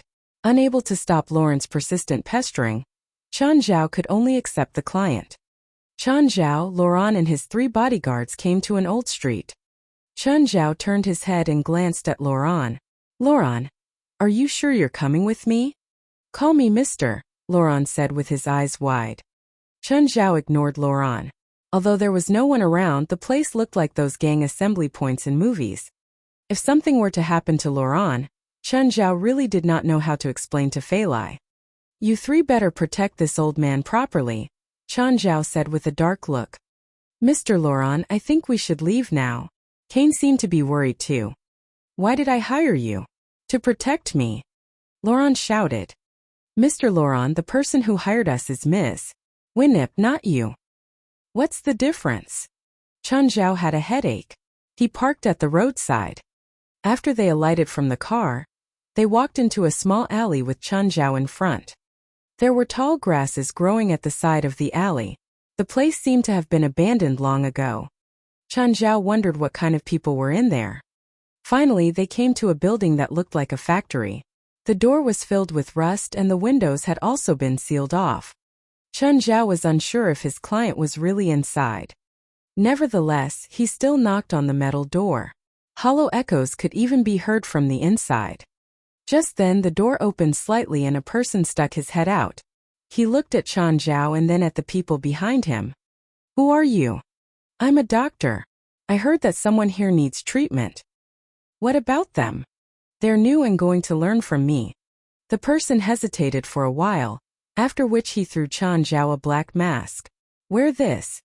"What do you mean?" "There are things inside that you shouldn't see." Indeed, the factory was used by a gang to produce some illegal stuff. Arms. Or drugs. "Why don't you bring the patient out?" "That's even safer," Chen Zhao said. "He can't really move," the person said again. Chen Zhao found it really troublesome. "Then forget it. I won't treat the patient anymore. Bye." "Wait. Why are we leaving now?" "I want to go in and take a look," Laurent said. "Laurent, do you have any idea where this place is? Do you know what we might encounter?" "I don't care. I just want to go in." "Give me a mask," Laurent said. Chen Zhao already regretted bringing this troublemaker with him. Really want to just kill him now. Laurent was not considerate at all. "Fine." Chen Zhao could only wear the mask. "Give me your phone as well." Chen Zhao sighed and gave his phone to the person. With his mask on, he was led into the factory. There was complete silence. It felt very uncomfortable. After 3 or 4 minutes, Chen Zhao felt that he was brought into a room. It seemed to be an ice storage room. Then Chen Zhao heard the door close with a bang. He waited for quite a while. "Have we reached already? Can I take off the mask?" "Hello." Chen Zhao thought about it and took off the mask. He realized that he was really in an ice room. Behind him was a thick iron door. Then he saw Laurent's face through the insulating glass on the door. Chen Zhao tried to turn the handle on the door. It was probably locked from the outside. Chen Zhao knocked on the door. "Open it." Laurent waved his hand from the outside. "Kid, how do you feel inside?" "It's all arranged by you?" Chen Zhao's face darkened. "Of course. Aren't you surprised?" Laurent stared at Chen Zhao with a complacent look. Bang! Chen Zhao punched the door, causing it to rumble. But his hand also felt very painful. The iron door was thicker than he thought. The glass was also a piece of 10 centimeters tempered glass. Moreover, it had clearly just been installed, probably on the same day. The whole place was but a trap for Chen Zhao. "Kid, if you promise me that you'll leave Fei Lai, I'll let you out." "Laurent, stop playing such a childish game. It's not funny." "Call me Mr. Laurent," Laurent said with a serious voice. "You can't keep me here forever. Open the door and I'll pretend that nothing has happened." "I indeed can't keep you here forever, but I can make you suffer for now." Laurent looked at Chen Zhao happily. "But after I go out, I'll make you suffer too." Chen Zhao stared at Laurent, gritting his teeth.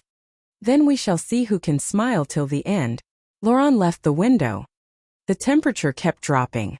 Chen Zhao's long-sleeve shirt and jacket could not provide him with enough warmth. However, Chen Zhao could eat food to maintain his body temperature. He still had a lot of roasted wyvern meat. Indeed, he would not starve for a long while, not to mention just a day. "Oh, Kane, are you sure he'll surrender?" "Mr. Laurent, I can't promise you anything. How long can we keep him in there?" "No more than 3 hours or his life will be in danger," Kane answered. "All right. Look at the time. I don't plan to kill him." "Mr. Laurent, if he dies, it's your problem, not ours." The 3 bodyguards clearly did not want to be responsible for it. "Don't worry. You said that he'll be fine as long as it doesn't exceed 3 hours. "I didn't say he'll be fine. The temperature in there is 14 degrees Fahrenheit. It's easy to get frostbite." "Frostbite's fine. Teach him a lesson so that he'll stay away from my daughter." "Mr. Laurent, are you sure this will make him leave Miss Fei Lai?" "Yes." Laurent was actually unsure himself. It was more like revenge for what Chen Zhao had done to him. After half an hour, Laurent approached the ice room and looked inside. Dong! Laurent knocked on the door but still did not see Chen Zhao. Bang! Suddenly, the iron door produced a loud bang. Laurent almost fell backward in shock. Chen Zhao had been hiding just behind the iron door, below the window. Laurent looked at him in anger. Kid, you still want to scare me now? Are you planning to stay there forever?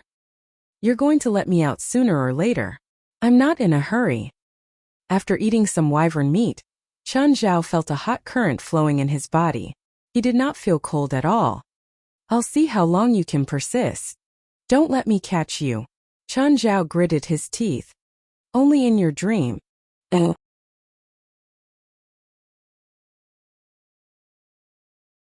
Chapter 274. We've made up already. Boom boom boom. Kane, do you think that guy will break the door down? No way, Kane answered. That's a 15-centimeter thick steel door. Not even 15 kilograms of TNT can blash it open. Unless he has tools, Kareem said. There's nothing in there other than ice. Ice!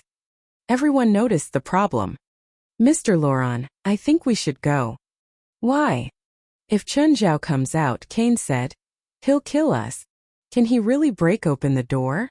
He might be smashing the door with ice wrapped in clothes, Kane said, expression serious. How long will it take for him to open it? Don't know. But it's definitely dangerous for us to stay here. There were dents in the door now. The crashes kept ringing in their minds. Kane, Kareem, and Howard were terrified to stand outside and watch. If they were caught by the creature inside, they'd definitely be dismembered. If they'd known this, they wouldn't help Laurent plan this. They didn't get any benefits and would instead be remembered by Chen Zhao.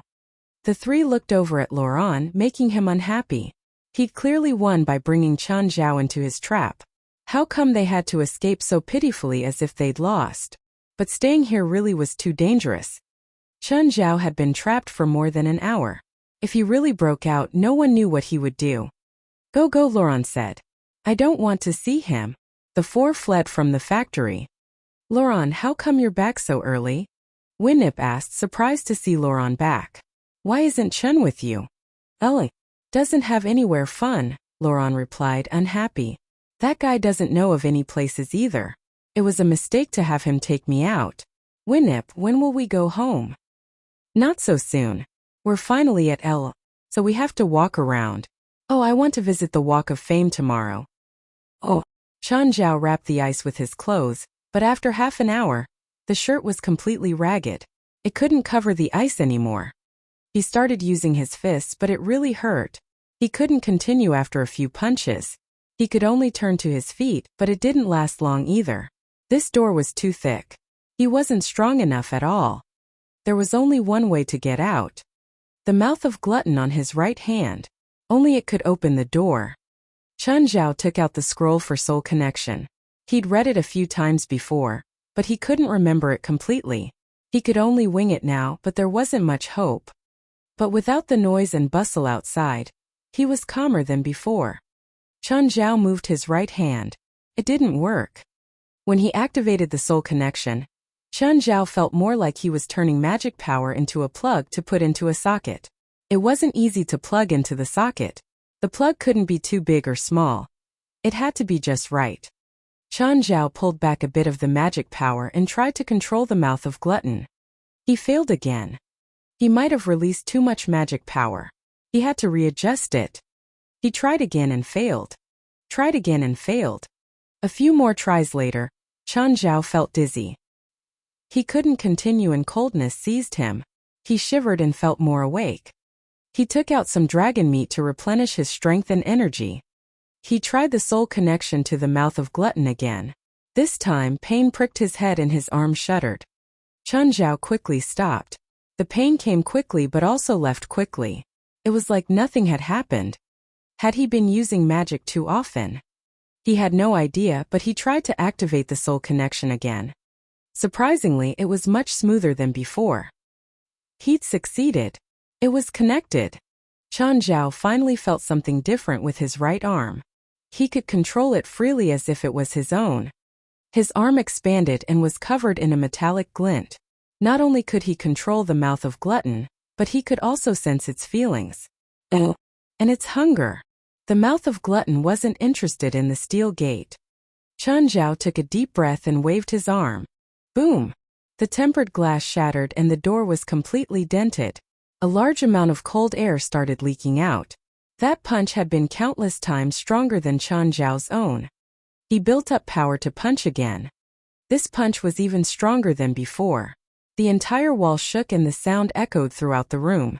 The door flew out with a boom. Finally, Chun Zhao could breathe fresh air and enjoy the warm current. It was deep at night now. As Chun Zhao walked out of the factory, the outside was silent. It was empty of people. This was an abandoned neighborhood in the first place. No one lived here anymore.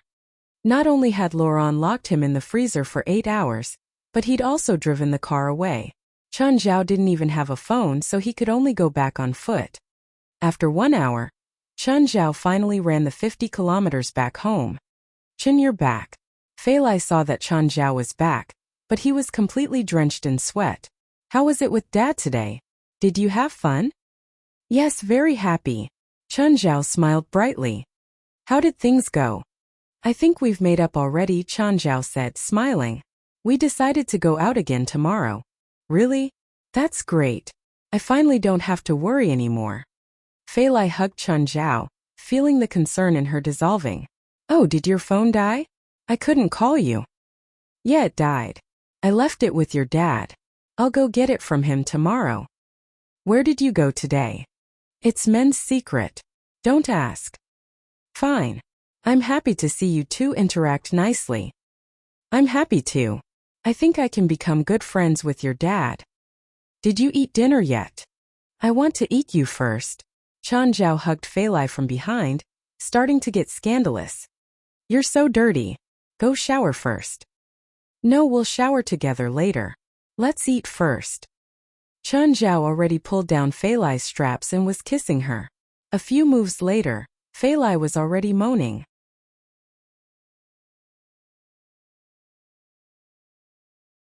Chapter 275. I don't mind it at all. The next day, Chun Zhao woke up very early. Fei Lai used her hand to block the sunlight that was shining into the room. Despite having sex for a long time last night, Chun Zhao still woke up this early. Chun, why are you up now? Your dad and I agreed that we'll go out and play together today, so I should prepare earlier, Chun Zhao said. Can you drive me to the hotel? Okay. Fei Lai dragged her exhausted body out of the bed. She did not expect Chun Zhao and her father to turn from enemies into best friends in just a day. Nonetheless, she was happy to see it. Didn't you drive your car back yesterday? I wasn't feeling well yesterday, so I left my car with your dad. You weren't feeling well? Then why did you continue till midnight? Don't mind the details, Chun Zhao urged Fei Lai, who finally finished her makeup. Why are you in such a hurry? Dad and Mom will be here for a few days. No, it has to be today, Chun Zhao said. Is it a special day today? It's a secret. Is it a man's secret again? After they arrived at the hotel, Chun Zhao and Fei Lai waited for the elevator. Kane, Kareem and Howard just happened to come out from the elevator. When they saw Chun Zhao and Fei Lai, their expressions immediately changed. Hey Kane, Kareem, Howard. Do you miss me? Qian, the three really wanted to run away. They did not want to face Chun Zhao at all. I have suddenly thought of a fun place to go today. Make sure you're there. The three smiled bitterly. Chun Zhao put his hand on Kane's shoulder. Kane did not want to move, but he was still pushed back into the elevator. Kane, Kareem and I have something else. You can go and play with Chun. Hope you'll have fun. Howard and Kareem escaped out of the elevator. Kane stared at the two traitors with much resentment. Fei Lai had still not realized the strange behaviors of Chun Zhao and Kane.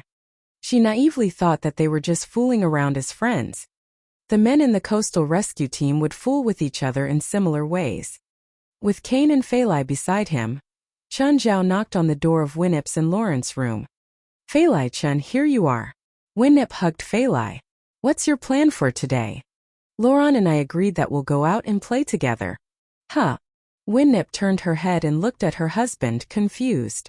Laurent had just told her the day before that they did not have much fun. Could he be too embarrassed to tell her the truth? After all, Laurent and Chen Zhao had restored their relationship in just a day. Laurent, let's go. By the way, return me my phone and car keys first. Laurent's cheeks twitched. I feel ill today. I don't really want to go out. It's okay. Ask Chen to take a look, Fei Lai said.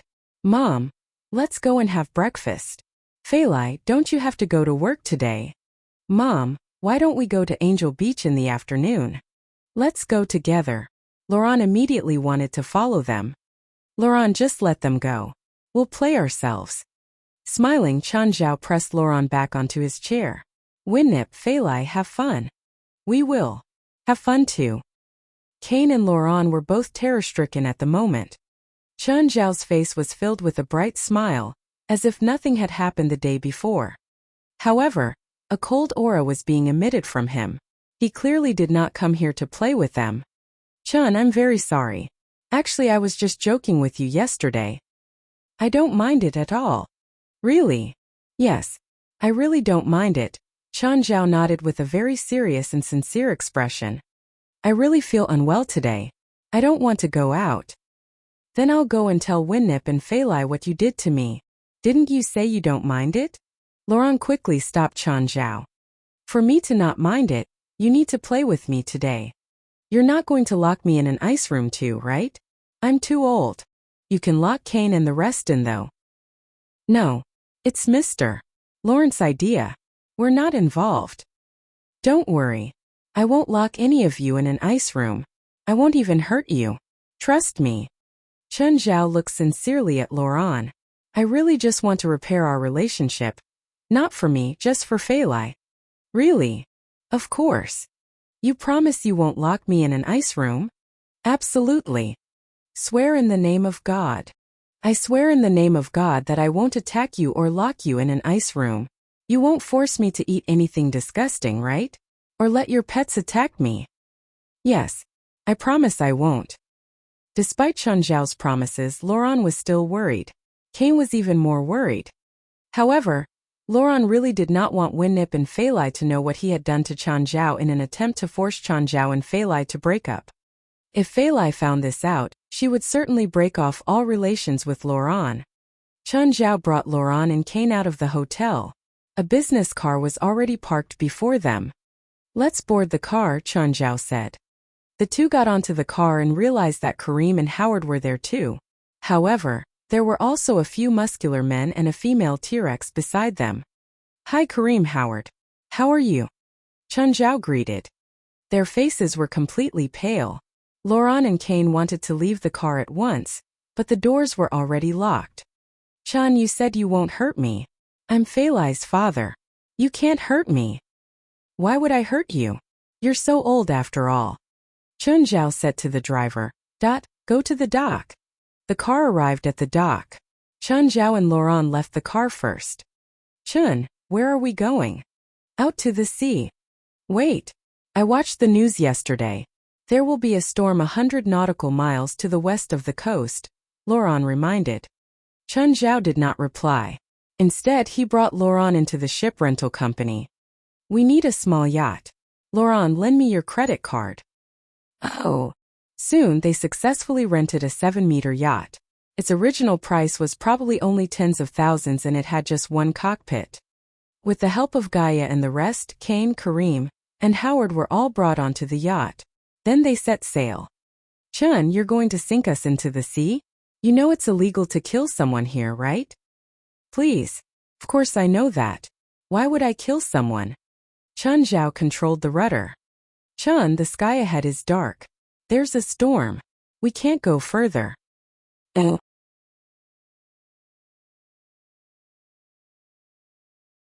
Chapter 276. Steering into the storm. Chen, please stop the boat.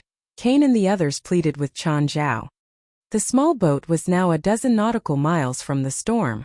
The waves had grown larger and the ship was starting to shake. Chen Zhao used the fixing rod to fix the steering wheel. Then he turned toward everyone and chased them out of the cockpit. Don't you think that facing the storm is exciting? You're crazy, you know? This boat is so small. We're going to die. It is indeed dangerous, Chen Zhao said. Please put on your life vests. Chen, I'm sorry. Let's go back. I promise I won't stop you and Feilai from being together. I'll give my blessings. Laurent and the others were terrified. They'd never seen someone so crazy. It was one thing to make the others drown at sea, but there was no need to drown yourself. You're not a true man until you've experienced a storm. Chen Zhao stood on the deck, gazing at the approaching storm with a tragic yet heroic expression. I lived 50 years like this and it's great. I don't want to be a true man. Laurent was crying.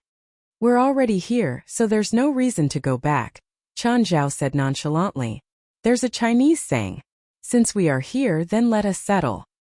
Cain, Karim, Howard, Laurent yelled. If you don't want to die, we must stop him. Chen Zhao picked up the baseball bat beside him. He'd prepared this beforehand. Laurent and the others were frightened by the bat. It was used just to scare them. However, Chen Zhao wasn't going to scare them by holding it. He wrenched and snapped the solid wooden bat. Does anyone want to experience getting his arm broken? Chen, I know you're angry at us. You can take revenge however you'd like once we get back to land. But we'll really die like this. Cain's face was filled with pleading. Yeah, you can't joke about this. Is locking me inside the freezer a joke then? You said you don't mind. Yeah, I didn't lock you in a freezer or hit you, right? At least for now. You know that you'll die too, right? Do you think I'm afraid? Just then a huge wave crashed down. The entire boat was lifted 4 or 5 meters. It fell back onto the surface of the sea and everyone toppled to the ground. Chen Zhao held the railing with one hand, admiring how pathetic the others looked. The sky suddenly darkened. The wind and waves grew angrier too. It was too late to go back now. They'd already entered the storm zone. A terrible wave slammed down. The boat was overturned instantly. Everyone fell into the water. The waves kept crashing down on them. Chen Zhao reached out and pulled Laurent out of the water. He didn't have to care about Cain, Karim, or Howard. They were fit since they were bodyguards. They could totally survive being in the water. At least they won't die for the time being. You asshole. Laurent cursed at Chen Zhao wildly. Psycho, idiot. You're gonna kill us all. Cough cough. A wave came and Laurent choked on some mouthfuls of water. Chen Zhao kept his eyes on Cain and the others so they won't be washed away by the waves. They all wore life vests, so their lives weren't in danger for now. To be honest, facing the storm in the sea was safer than being on the boat. Plus, sea storms came and passed quickly. Within 10 minutes, the sky brightened again. But now came the true test. The hot sun baked the people on the surface of the sea. Chen, I know you brought the SOS instrument. Hurry and call people to save us.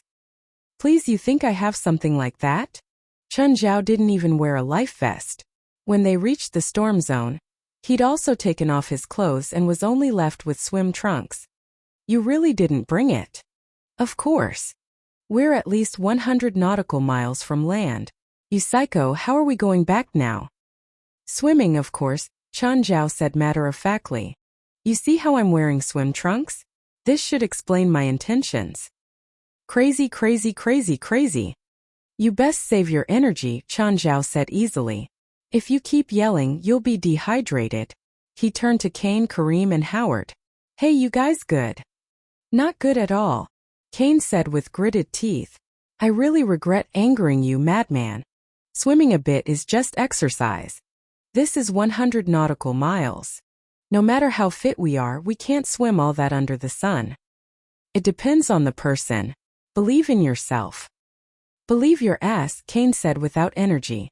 Even a marathon athlete can't do 100 nautical miles. Some professional swimmers could swim dozens of kilometers across a strait, but that was under conditions where they could receive food and fresh water. Even Chen Zhao couldn't swim 200 kilometers. However, he acted very calm as if there was nothing to worry about. An hour later, the others had no more energy left. They could only float on the surface. Chen Zhao was still spirited. He swam around them all. Come on. We haven't even swum 2 kilometers. How come you all stopped? We still have a long way to go. Crazy, fuck you, Laurent swore. They all thought that they would die on the sea. They didn't know if Chen Zhao would die, but they were sure that they would die. After floating for 2 more hours, it was already noon. Laurent didn't even have the energy to speak anymore. Everyone was dehydrated and the sun was even brighter now. Chen Zhao was still very lively. This bastard is too fit, everyone thought. He clearly moved more than them, but he still wasn't tired. Everyone had surrendered to their fate. They were too small. Compared to the vast sea, they were nothing. They couldn't see land, couldn't see hope. Look, what's that? Chen Zhao suddenly called out, pointing into the distance. Everyone saw a black 2-meter-tall fin on the water surface. They were all shocked. A killer whale. Kane yelled. It's a killer whale. We're dead, we're dead. We're gonna get eaten.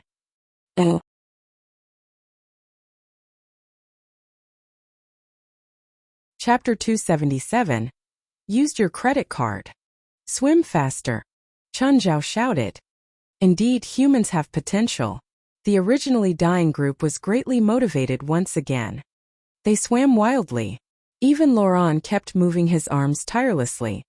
However, such a burst of energy was meant to be short-lived.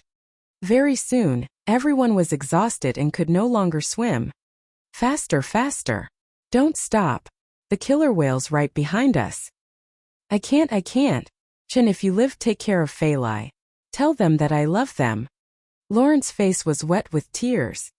It's not the time for desperation yet. We still have hope. Come on. I really can't. Bastard, stop talking to me. Just let the whale eat me. Can you really not swim anymore? Yes. Really? Yes. Really? Asshole, what are you doing? Just swim. Chen Zhao approached Kane, Kareem and Howard. Can you not swim anymore too? You demon. Asshole. Why are you not tired? Just then Chen Zhao started to rise higher and higher. With their eyes widened, Laurent, Kane, Kareem and Howard all stared at Chen Zhao, who was standing on the sea. You! Suddenly, Chen Zhao's body shot up into the air. An enormous creature jumped out of the sea and then landed hard into the water again.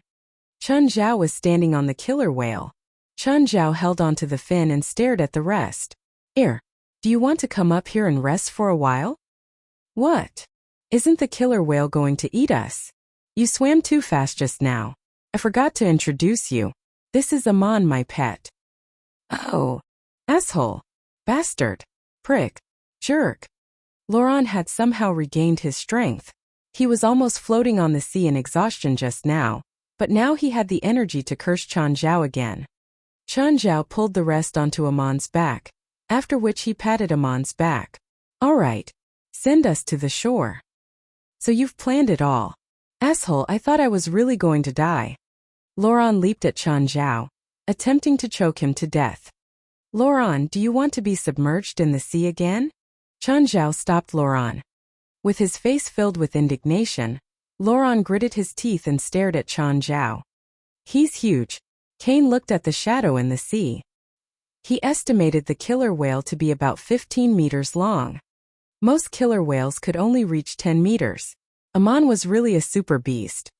Now we're even. Who's even with you? Laurent looked at Chen Zhao in anger. You almost killed me. You locked me in an ice room for 8 hours yesterday. You stayed for 8 hours. What do you think? I only got back at 8 at night with my feet. Chen Zhao also stared at the others in fury. You should thank me for not letting you spend the whole night on the sea. Wait. You used my credit card to rent the yacht. Laurent suddenly recalled something. Yes. You knew that the yacht will be overturned. Return me my money. How could you do this? Laurent wanted to cry but had no tears. It cost tens of thousands. Chen Zhao ignored Laurent's screams. Letting him lose tens of thousands was already a light punishment. Amon's speed in water was extremely fast, almost 3 times as fast as an ordinary killer whale. In just over an hour they were already close to the shore. Oh! At Angel Beach, a lifeguard was looking through a pair of binoculars on the stand. Just then he saw something on the sea. A few people seemed to be standing on the sea in the distance. The lifeguard immediately charged back into the HQ. Come out. I think there are people in trouble. Many lifeguards ran out from the HQ and looked at the sea with their binoculars. Chen? He looks like Chen. Let me take a look. Fei Lai snatched the binoculars. Apart from Chen Zhao, she also saw her father. Did Chen Zhao and her father play on the sea today? Wait, they're not on a ship. Aman? They were sitting on Aman's back. Oh. By then, the tourists at the beach had also discovered them. The part of Aman's back exposed above the surface was very large. It looked like a black ship. Look! Is that Aman? That's the Aman from the videos. Who are those people? They look like they've just lost their ship. Did Aman save people again? By then, Aman had already reached the shallow water zone. Killer whales could leave the sea temporarily without dying. This was even more true for Aman. When he charged to the shore, the tourists around him all ran back in shock. Chen Zhao and the rest jumped down from Aman's back. Chen Zhao also patted Aman's head. Aman moved his body and slowly returned to the sea. Just then, Winnip walked out from the crowd and approached Loran. Loran Chun, why were you on Aman's back? Winnip, why are you here? How did you know Aman? Aman's the legendary whale. Who doesn't know him? Fei Lai also walked out and pulled everyone back into the HQ. Chun, what happened? Why were you on the sea? Loran wanted to see Aman, so I brought him there, Chen Zhao said, looking at Loran. Why didn't you bring me? Winnip was clearly unhappy. I want to sit on Aman's back too. Loran, Kane, Kareem and Howard almost cried. They would rather not have such an experience. Winnip had no idea what they had just encountered. Mom, Aman is Chen's pet. If you want to interact with Aman, you can find Chen. Chun, am I right? Of course. Chen Zhao had a bright smile on his face. He glanced at Loran and the bodyguards with a threatening look. Only then did Winnip's mood turn better. She had always liked aquatic mammals. She had zero immunity against dolphins and whales. When she saw Chen Zhao and Loran left Aman's back just now, she felt as if she had just lost a billion. Chun, is Aman really your pet? Yes. How did you tame Aman? Man, don't even think about it. You won't be able to do it. Only Chen can do it. While Loran really did not want to, he still had to admit that Chen Zhao was an excellent animal trainer. It was almost unbelievable how Chen Zhao could tame such a wild killer whale, and ask him to save all of them.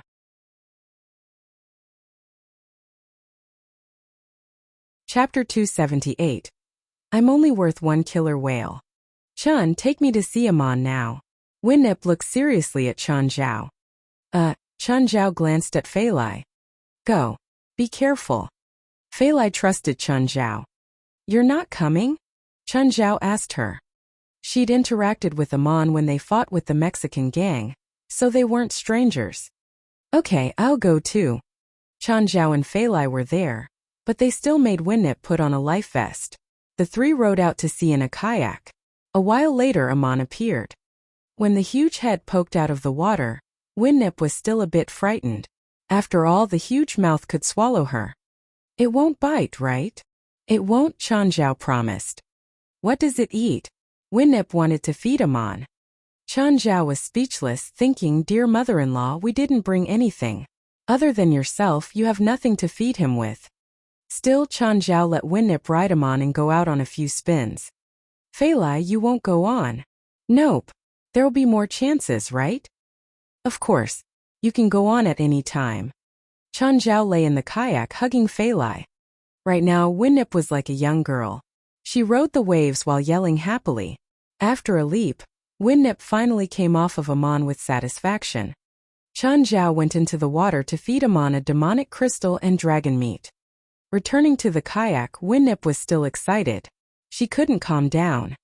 Chun, if you can help me train a killer whale, I'll let you take Fei Lai. Mom, I'm only worth one killer whale. Oh, then how about two?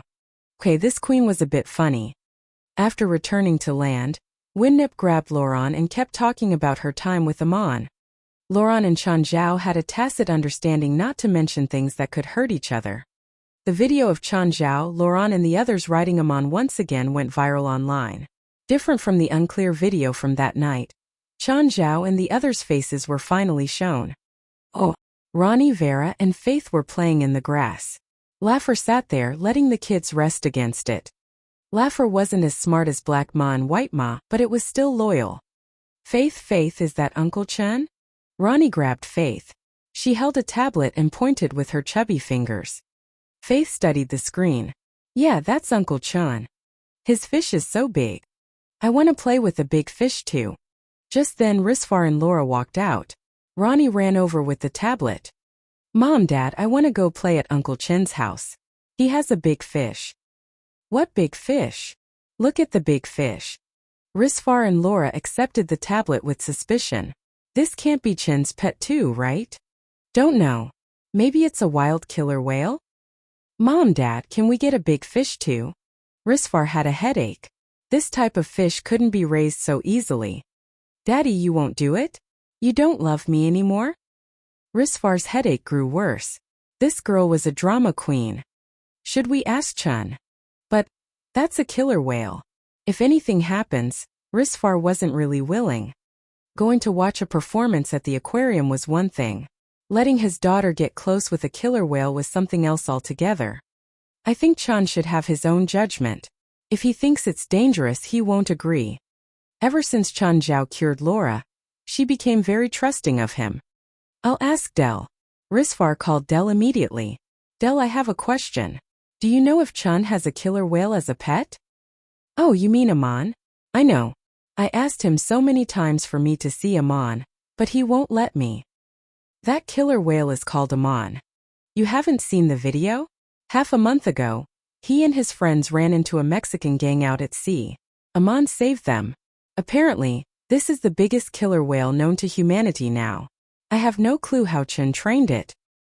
Right now your daughter and my daughters all want to go see Amon or have us raise a killer whale too. I have a headache.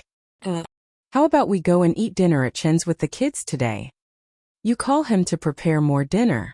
Else there won't be enough food. Oh, Chen, me, Johnny, Laura, and our kids want to eat dinner at your place tonight.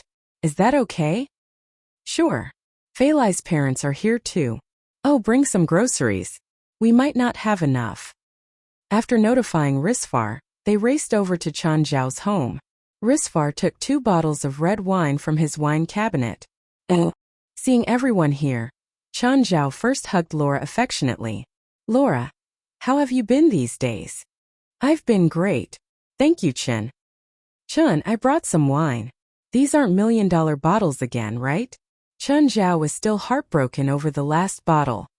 Don't worry. These are only a few 10,000. A few $10,000 was already a lot. Chen Zhao let everyone inside. Seeing that Chen Zhao had guests, Laurent didn't embarrass him. He didn't like Chen Zhao, but he wouldn't cause trouble in front of outsiders. The 3 kids went straight for Black Ma, White Ma, and Abitos. I'm a dragon knight, Rar, Faith yelled, sitting on Abitos. I'm the White Wolf Knight. I'm the Black Wolf Knight. There were too many people here tonight.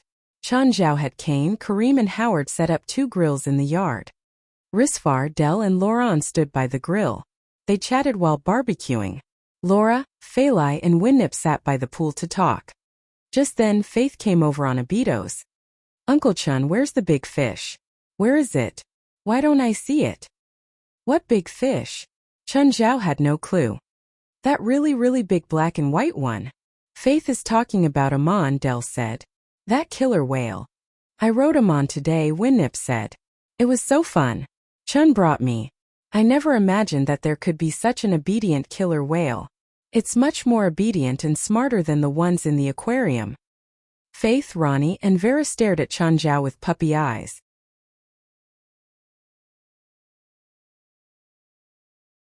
Chapter 279 Barbecue. Chen, you won't disappoint them, will you? Risfar looked at Chen Zhao. Maybe when I'm free. I'm quite busy these few days, Chen Zhao said. Chen, you can guarantee their safety, right? Laura was still rather worried. Rest assured. My pets won't hurt people. Risfar. Are you the chairman of GDB Ocean Shipping? Winnip found Risfar somewhat familiar, but she could not confirm. Winnip was operating a supermarket chain whose stores were distributed among 4 cities in California. There was a store in Los Angeles too. Of course, she was not as rich as Risfar. They also had no business relations with each other. Winnip found Risfar familiar because Risfar had appeared on a few business magazines before. Ms. Winnip, I know you're the owner of a supermarket chain. I actually agree with your business philosophy a lot. Maybe we can cooperate in the future if there's a chance. Risfar was just being polite. Ocean shipping and opening a supermarket were almost totally irrelevant. Although supermarkets also needed to import items, most of it was done via the air or the land, not the ocean. Super firms like Walmart could use ocean shipping, but not Winnip's supermarkets. How did you know Chun? Winnip asked. My wife was unwell. Chun healed her illness. Huh. Laura doesn't look like she was sick. Laura smiled and took down her wig. It's hair loss. Laura's head was still quite bare, but there was already a very short layer of hair. Chun, I've also been experiencing hair loss recently. At my age, can I still be treated? Winnip asked. From your look, it's probably caused by too much stress at work. It's not a big problem and can be treated easily. I have some self-made medicine. Try it. It should solve the problem. Winnip, let's not use such a non-standard medicine, Lauren interrupted. After holding in for an entire night, Lauren finally argued with Chun Zhao again. Lauren, your hair loss is caused by sex dysfunction. I can't really do much about that. Who has sex dysfunction? Stop bullshitting. Alright, stop. We just thought you've already fixed your relationship today. After a bit of alcohol, you're starting again. Luckily, Chun Zhao and Lauren stopped and did not worsen their conflict. They were both very careful, worried that what they had done to each other would be exposed. During the barbecue, everyone ate and drank together. The kids played freely at the place. Everyone had fun. Kane, Kareem, and Howard did not drink. While they seemed to be very timid before Chun Zhao, they were actually professional bodyguards. When the party ended, they drove Del and Risfar home. Chun Zhao and Fei Lai had to clean up the mess. They worked until 10 at night. The next day, Chun Zhao went to the construction site at Mirror Lake to check the progress of his new house. Felwood Cisco came out to welcome him. Mr. Chun. Felwood, how's the house? We've already finished the main body, which is supposed to be fast, but we need more time for the external and internal constructions, as well as the decorations. Just tell me how long you need. You know that my old house was burnt down. Now I'm staying at my friend's place, so I hope you can make it quicker. Mr. Chun, I can't make it any quicker, because I need to guarantee its quality first. After all, the house is beside the lake. If its quality is substandard, the entire building might be in danger, so we need to do it slowly. I know. Just tell me straight how long you need. Chun Zhao was quite anxious. Even though his relationship with Rasfa and Zola was really good, it was still not his own house. Fei Lai had the same feeling. No matter how good the hillside villa was, they could not treat it like their home. They felt more like staying in a hotel. At least 2 months. All right. Chun Zhao glanced at the main body of the building. It could not even be considered as an undecorated house. Chun Zhao's new house had a unique design. Its main material was not bricks and mortar but rather carbonized steel and glass. These materials were as strong as steel and also had higher plasticity. They were lighter than steel reinforcements and could also avoid getting struck by lightning. Of course, there still had to be bearing walls to support the main building. Both Chun Zhao and Fei Lai preferred modern buildings. Therefore, the house which Robio had designed for them looked really modern and technological. At the lakeside, there was a wooden bridge that was over 10 meters long. A small dock had already been built. The dock should be the easiest part of the project. Nevertheless, given Mirror Lake's depth, only small ships would be able to dock here. Medium ships might not even be able to come in. The water engineering team that Risfar had hired had also started to widen and deepen the water channel. While Chun Zhao really hoped that the new house could be finished as soon as possible, it was not made of Legos. He could only wait patiently. Moreover, Chun Zhao also had to earn more money in the meantime. Furniture and electronic sets would not be cheap. For example, a high-class home theater cost about $80,000 to $90,000. A kitchen set also cost about $10,000 or $20,000, so did a bathroom set. Chun Zhao did not calculate the exact amount, but he estimated that he needed about $300,000. In terms of furniture, Chun Zhao had agreed that he would get customized ones from Bant and his friends would workshop. It similarly cost 20 or 30,000. Chen Zhao's current saving was actually more than enough for electronic devices and furniture. However, he felt that since he had built a dock, he might as well buy a yacht. Chen Zhao would rather get a second-hand yacht. A new yacht would cost 3 to 4 times as much as its second-hand counterpart. As Chen Zhao's new home was under construction, Blackie was building his new house too. Chen Zhao had no idea what Blackie's progress was. Chen Zhao had been to the old space crevice twice. Hellhound was somewhat depressed because Blackie was not around, and Chen Zhao had also not brought their playmates with him. You're tuning into the Li Mei's Wuxia Whispers YouTube channel. We're so grateful for your support, and don't forget to subscribe to join us on this incredible journey through captivating stories. Your generosity through donations truly makes a world of difference, as it's the primary source of revenue that allows me to expand and enhance this channel for you. Thank you from the bottom of my heart for being a part of this adventure.